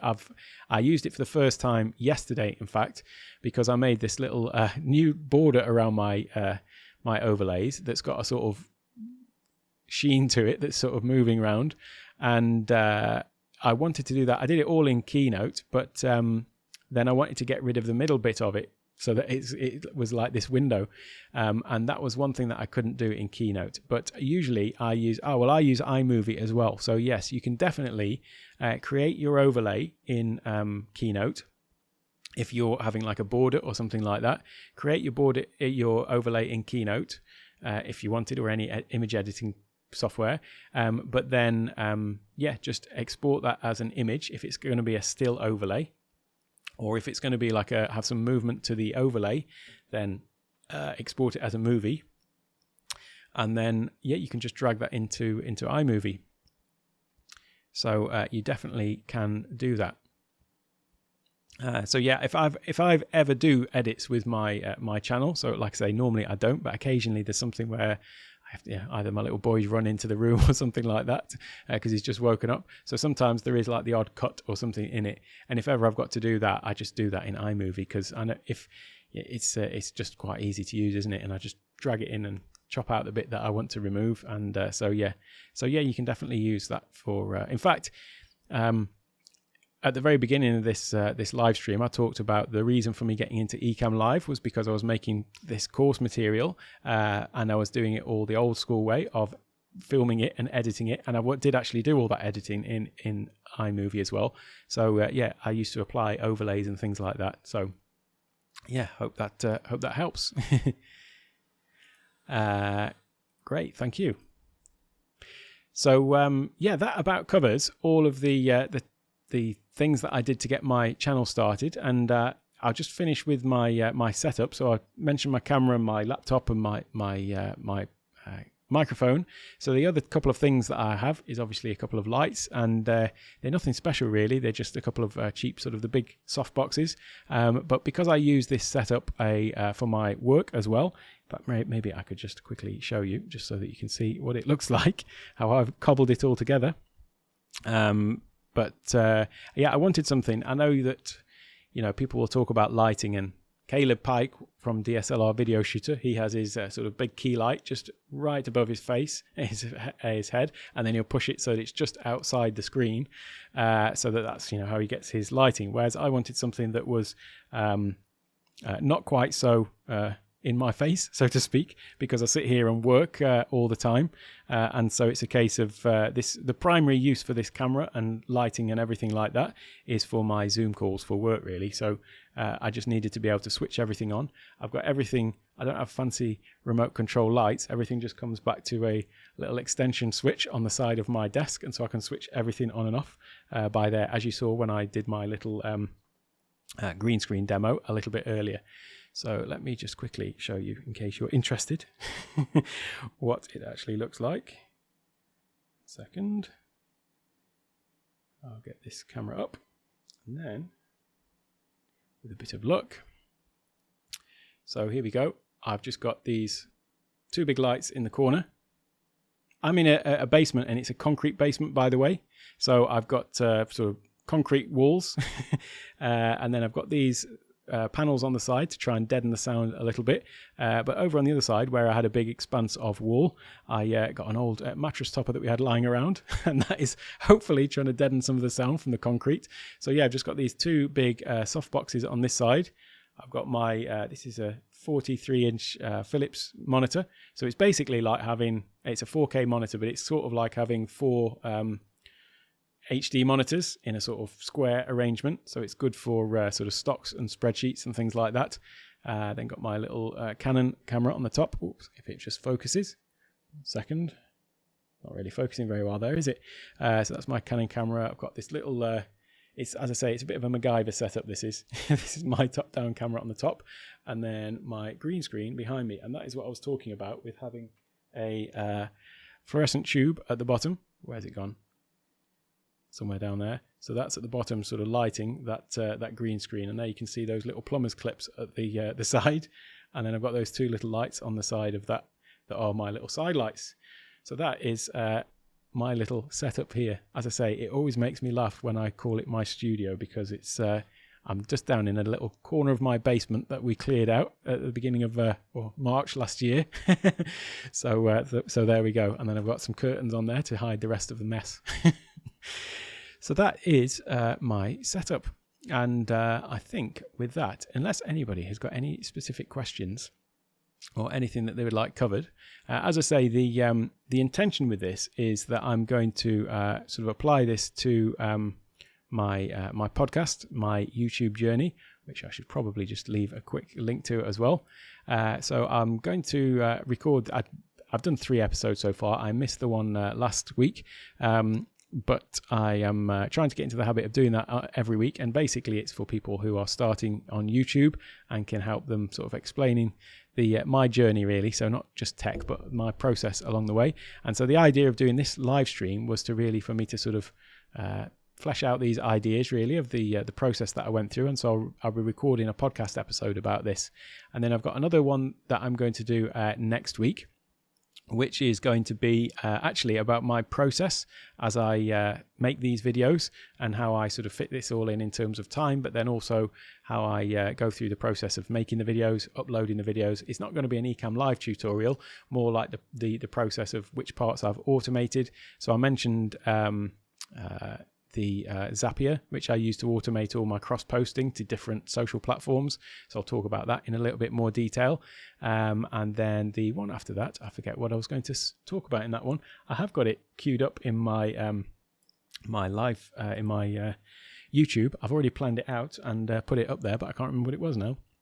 But I figure that these live streams will be more about my kind of process. And as I say, I'll use these as my test bed to try out the ideas and to see what feedback and input I get, and then I'll record the podcast the next day. So could you do one on how you set up your YouTube channel? Yes, I certainly could, James. That's on my list. So at the moment I have got a list of videos. Whoops a daisy, I've highlighted too many things there. There we go. Could you do one on how to set up your YouTube channel? So I definitely will. As I say, I've got a long list of videos to move through. So if anybody ever mentions something to me, then I'll always bump those to the top of the list. So I've got one to make tomorrow, which is on how I use Audio Hijack Pro, which somebody else has asked for. And then I'll do the one about setting up the YouTube channel, the next video that I make after that. So you can expect it probably either tomorrow or Monday, depending on time zones where you are. So thank you very much, Michael, and for your comment. I can't wait to see your live stream as well. And only one more to go until 100. Well, look at that. We're nearly there for that little small milestone on the way. I know. One more from breaking 100. There we go. So, by the way, my daughter, and my 9-year-old daughter, who now wants to start her own YouTube channel, by the way, and she said to me the other day, she asked me, how do people make money from YouTube? So I told her about, well, there's different ways, from the YouTube program where people get money from advertising and things like that, if you wanted to do it. But then I also mentioned that people sometimes have channels where people send them things. So they might have a review channel where people send them, items to review and things like that. And so she's decided that she would like to make a channel all about slime. She's got this thing at the moment about slime. I don't know what it is with this wave that seems to be going on apparently among the girls in her school, but it's this, go figure. But so she's decided that she'd like to make a YouTube about that, how you make it. So you make it with glue and various other different things, and add colouring to it and all this sort of stuff. So I recommended that maybe she should do a review channel on gold and diamonds, but she's still fixated on the slime channel. So there you go. She also keeps asking me, how many boos have you got? And by that she means the little thumbs down. So I had to break the news to her the other day that I got my first boo, my first thumbs down. And she was quite upset about it, but I told her not to worry. It doesn't really matter. You can't please everybody. So it did make me laugh. And as I say, she does always laugh at my thumbnail pictures. And Audio Hijack and Loopback, that is exactly, James, the video that I'm going to make, because I do use Audio Hijack and I do use Loopback, but I think that a lot of people think that they need them when perhaps they don't. If you just want me to quickly give you a little view of what I use Audio Hijack from before I go. I will be making a video about this, but since you asked the question, I might as well tell you right now. So here is my Audio Hijack. Now, Audio Hijack is basically a program that can hijack the audio from any part of your system, any input that you have, be it an external microphone, or it could be an internal input. So if you think about, say, a particular application that is maybe like Safari might be playing a YouTube video, so there is an audio source coming from that. So Audio Hijack grabs onto any source, and then it can perform a number of different actions on that audio, and then it can put it out to somewhere else. Now, if Audio Hijack has grabbed onto one of your sources, then it's not available to anything else in the system until you do whatever you're doing to it, and then you route it out to somewhere else. So the only thing that I really use Audio Hijack for, there's a couple of things actually, but really it is for noise cancellation. So I've got my Shure MV7 here on this side, and these are just like building blocks you can drag in. Let me just make this a little bit bigger so that perhaps you can see it before we finish here. So yeah, you can add in all of these different sources. So as I say, you can add in an application, an input device, some system audio, and you can just drag and drop these things. In fact, let me show you. I always try, when I do these demos, because I'm still looking at the camera, I always try and drag it on the preview window, but obviously I need to have my mouse in the actual application, don't I? So it's just sort of drag and drop, and it's like you've got this canvas that you can build this all out on, and you can see how it's trying to connect this block to some of these other blocks, and it just does it automatically. So I have my Shure MV7 coming here. I did a review on the MV7 and also the Shure Motive app, which is built into the which you have it on the Mac rather, and that allows you to adjust things like compression and the gain and all that sort of microphone things. But one thing it doesn't have is noise cancellation. And so I'm in my little basement with my aging Mac, and the fans on my Mac are whirring away trying to keep it cool. And then also I've got an aircon unit that's whirring away trying to keep me cool, because it does get quite hot in the north of Thailand, in case you weren't aware. So here we've got this one thing. This is sort of the feature that I got Audio Hijack from, and this is denoise. It's basically noise cancellation. So if I toggle this off, then you should hopefully hear what my room sounds like. So there you go. I'm hoping that that's coming through, that you can hear some background noise of fans and things like that.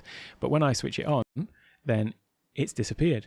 So that is really the sort of feature that I use this for. However, it does have a couple of other uses that were sort of secondary, really, that I discovered once I've got it. So if you think about this as my signal chain, the path, it's coming from the microphone and it's going into this noise cancellation, and then it's coming through this set of meters here. So that just gives me a visual clue that it's actually working, because if you have this switched off, then although you've got everything set up, and if you've got your monitor plugged into your microphone, you can hear your microphone. But if I just switch this button at the bottom, just down here, so you can't hear me when that's switched off. So when I start my computer up, and when I actually tend to have this just running all the time so that I never forget, but I do have this open, this application open just underneath when I'm on a live stream or a work meeting or something like that. And so it just gives me a visual clue, really. When these little meters are bouncing up and down, it means that there is sound coming out from my microphone, and I know that it has been processed then as well. And this goes into this audio device. So this is actually an output. So you've got inputs or sources, and you've also got outputs, and then you've got all these different effects that you can add to it. So you can adjust things like the compression and bass and treble and all the levels and things like that. But I don't use any of those. But so I do have this meter, and then it goes through to the output device. Now the output device I have called processed MV7, because it's my processed signal from my MV7. The thing that Audio Hijack can't do is you can't create these output devices. So when I could have had this signal and had it go out to my speaker, I could have had it go out to something else, but I needed to have an actual output device, named device, for me to put this out to. And that is something you can't do in Audio Hijack, but you can in Loopback. So that's what I use Loopback for. But I'll come on to that in a minute. The other thing that I have going on in here is when you're on a Zoom call or a Teams meeting or something like that, if you're sharing your screen, then they can't always hear what is going on your screen, like if you shared a video or something like that. So what I've got here is something which normally is off, but I can switch it on. So I can either switch on the system audio, so that means that anything that's going on in my computer will come through, and it will come into this output device. So if I was in Zoom, then I have my output device selected as this processed MV7.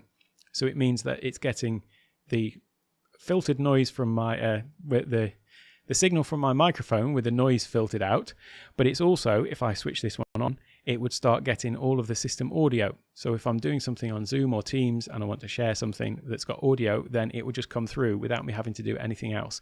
The number of meetings that I've been on where people spend about half an hour, not half an hour, 5-10 minutes, where they're on the meeting saying, oh, hang on a minute, let me show you something. Oh, is the sound coming through? And you have all of this palaver of trying to just share what you want to share. And so this allows me to just toggle it on and off like that. Or if I didn't want to share the whole audio, but a specific application, then you can just come in here. Sometimes I'm using some applications that are not standard applications to do with whatever it is, trading or whatever, and I want to share the sounds. So like stock market signals that come through on some of the trading software that has audio associated that you might want to share, for example. But here you can select those in here, whichever application it is, if you want a specific application. And then I can, assuming that these, let's say these were both on, and like this, and I'll just turn it on even though there's no app selected. But then this big switch here, I just switch it to choose whichever one I want. But as I say, normally they're both off. But then this comes through this other little block where I can adjust the volume. So sometimes my volume and of the microphone, I want to be able to adjust that in case there's some, you know, really loud sound coming out of the application and I want to just reduce it. So I can add this in here so that I've got a little volume control on it and can reduce the volume of the system audio. This also comes through this one here, the levels. So just as I can see the levels of my microphone, then I would be able to see the levels of the system audio that was feeding through in here as well. And then also, bear in mind that I mentioned that audio hijack, it does actually hijack this sound so that you won't be able to, it won't be available for anything else. And so what that means is, at the moment, if I have all of this switched off, like these ones switched off, then any sound that comes through on the system, I can hear them in my in-ear monitors. However, if I have these switched on, then audio hijack is sort of hijack that sound and I can't hear it. So what I also have here is I also have an output device. So it's putting it back out to my earphones. The Shure MV7 as an output source just goes to the headphone socket. So that's what I have there. It's so that comes out to my headphones, but then it also goes through these meters and goes to this processed MV7 output device. I then also have this go to a couple of menu bar meters. So these appear up in the top corner. I haven't actually got them active in my menu bar at the moment. Let me just quickly deal with that. In fact, it doesn't seem as if it's working at the moment.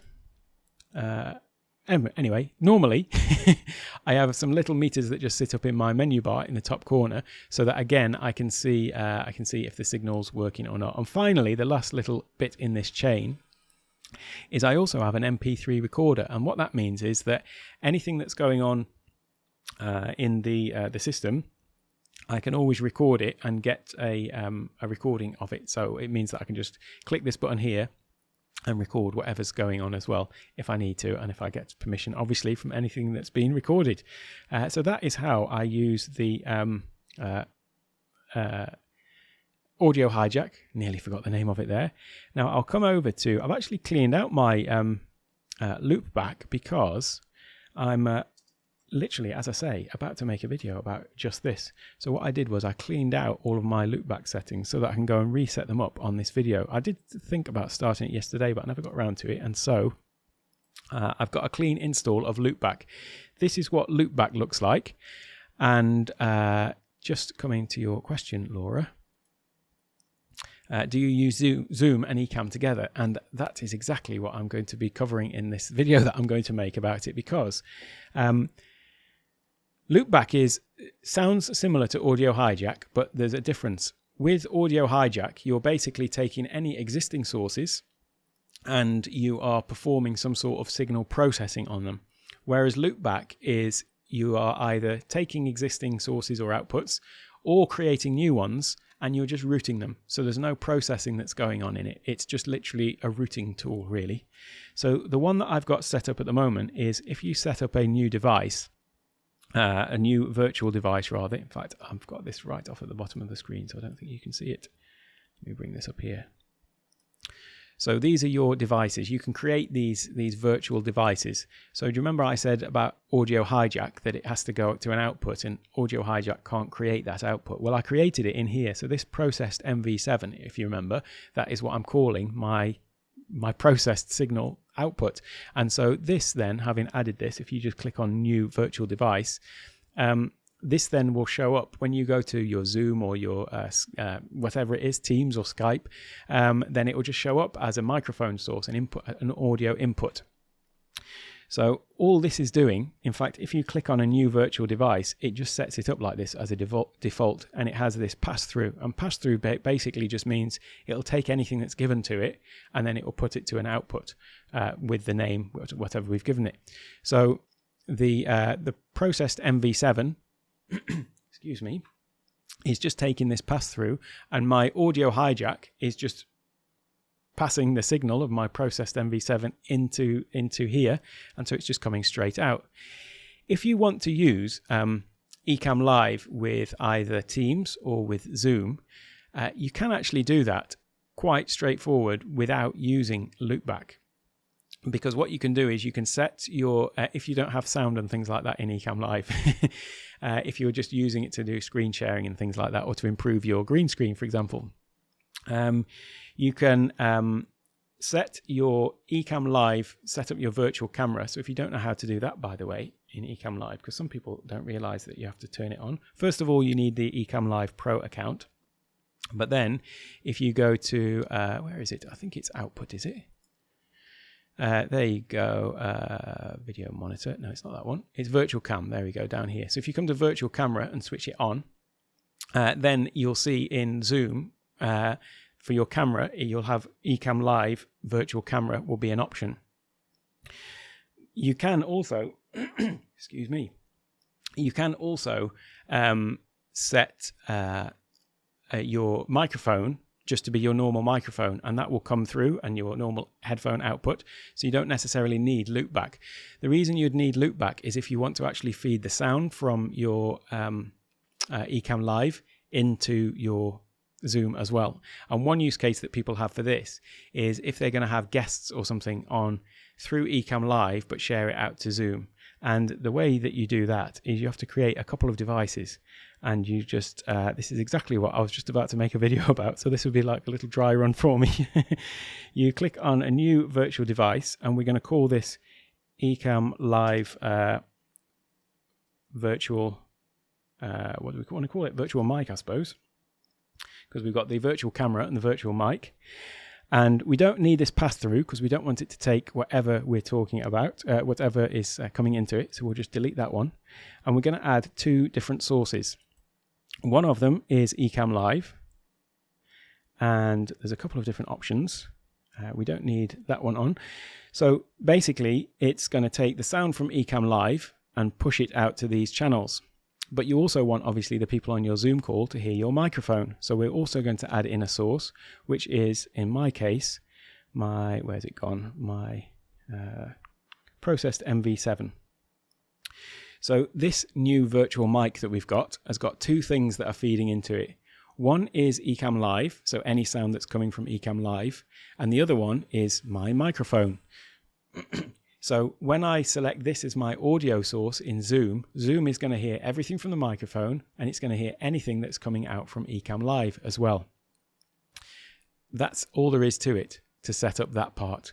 But if you're going to have people on, or if you're going to record even on your Ecamm Live, or if you're going to have people on that interviewees or whatever, and you need the sound to come back the other way, then what we also need to do is we need to click on another new device, and let's call this sound from Zoom.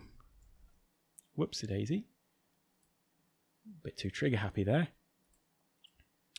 Sound from Zoom, or wherever. It could be, you'd have to set this up. If you were going to do Microsoft Teams or Skype or whatever, then you could set these up one by one depending on which you were doing. So now, once again, we're going to delete that because we don't want it to be a pass-through. We just want to grab the audio from these specific applications. So we would have to go to Zoom. Now, Zoom does need to be actually open to be an active application. This is where I crash my system. I'm just opening Zoom. So hopefully Is it there now? There we go. So then we click zoom like that. Mute when capturing. I think that we toggle that one off. I'll have to check on that. And then we also add in our microphone again. So now this is going into sound from Zoom. So we've got our system audio from Ecamm Live and our mic going into Zoom, but then we've also got the audio from Zoom and our mic going back into Ecamm Live. So in Ecamm Live, you would set your audio source as this, sound from Zoom, and in Zoom, you would set your audio source as this one, Ecamm Live Virtual Mic. And that is how you would use the two of them together, how you would use loopback.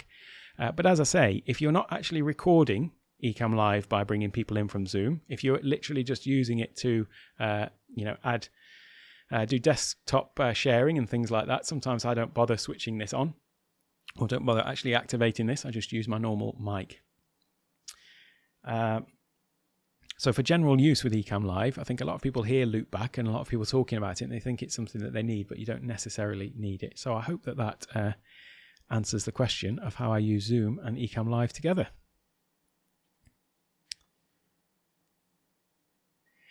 So with that said, I think it's almost about time at 10 minutes past 6. My little boy will be waking up any moment now.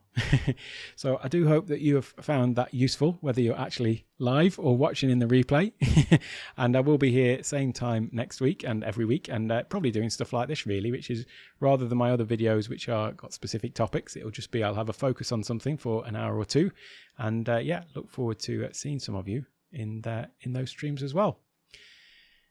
So until the next time, have an absolutely wonderful day. I will put up my end screen just so that people watching on the replay get the benefit of my little end graphics.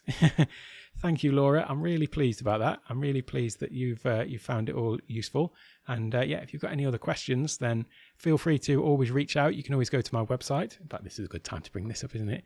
takeonetech.io/nothing. takeonetech.io, and over there you can find a contact page, and you can also find a little chat bot. And just in the nick of time is Mr. Doc Rock. Hey Doc, you missed me talking about you earlier, but never mind. It was all good, I promise you. And I'm just about to wrap up. It's 10 past 6 in the morning here, and my little boy is going to be getting up soon. I'm afraid, Mr. Doc, you're going to have to watch the replay. I hope you're doing well, though. I did mention you a few times in this. I've got so much, while you're here, I've got so much great content and information from your channel, and I really appreciate your all that you give out to the community as well. So great to see you here, and I'll catch you probably same time tomorrow. And James, yeah, can't wait to see some of more of your live videos as well. So as I say, if you've got any questions, then feel free to check out my website and send me a contact. And if you've got any ideas for videos that you would like to see, then always happy to see those as well. And yeah, I'm just about to sign off and go and sort out my little boy. And Michael is saying, hey, Doc, as well. We're all Doc Rock fans in here. So until the next time, I'm going to put up my end screen for the benefit of those watching on the replay. I hope you all have an absolutely wonderful day, and I will catch you all soon. And for those watching on the replay, I'll stick some more videos for Ecamm related goodness over on the right hand side. Have a wonderful day, everyone. Catch you soon.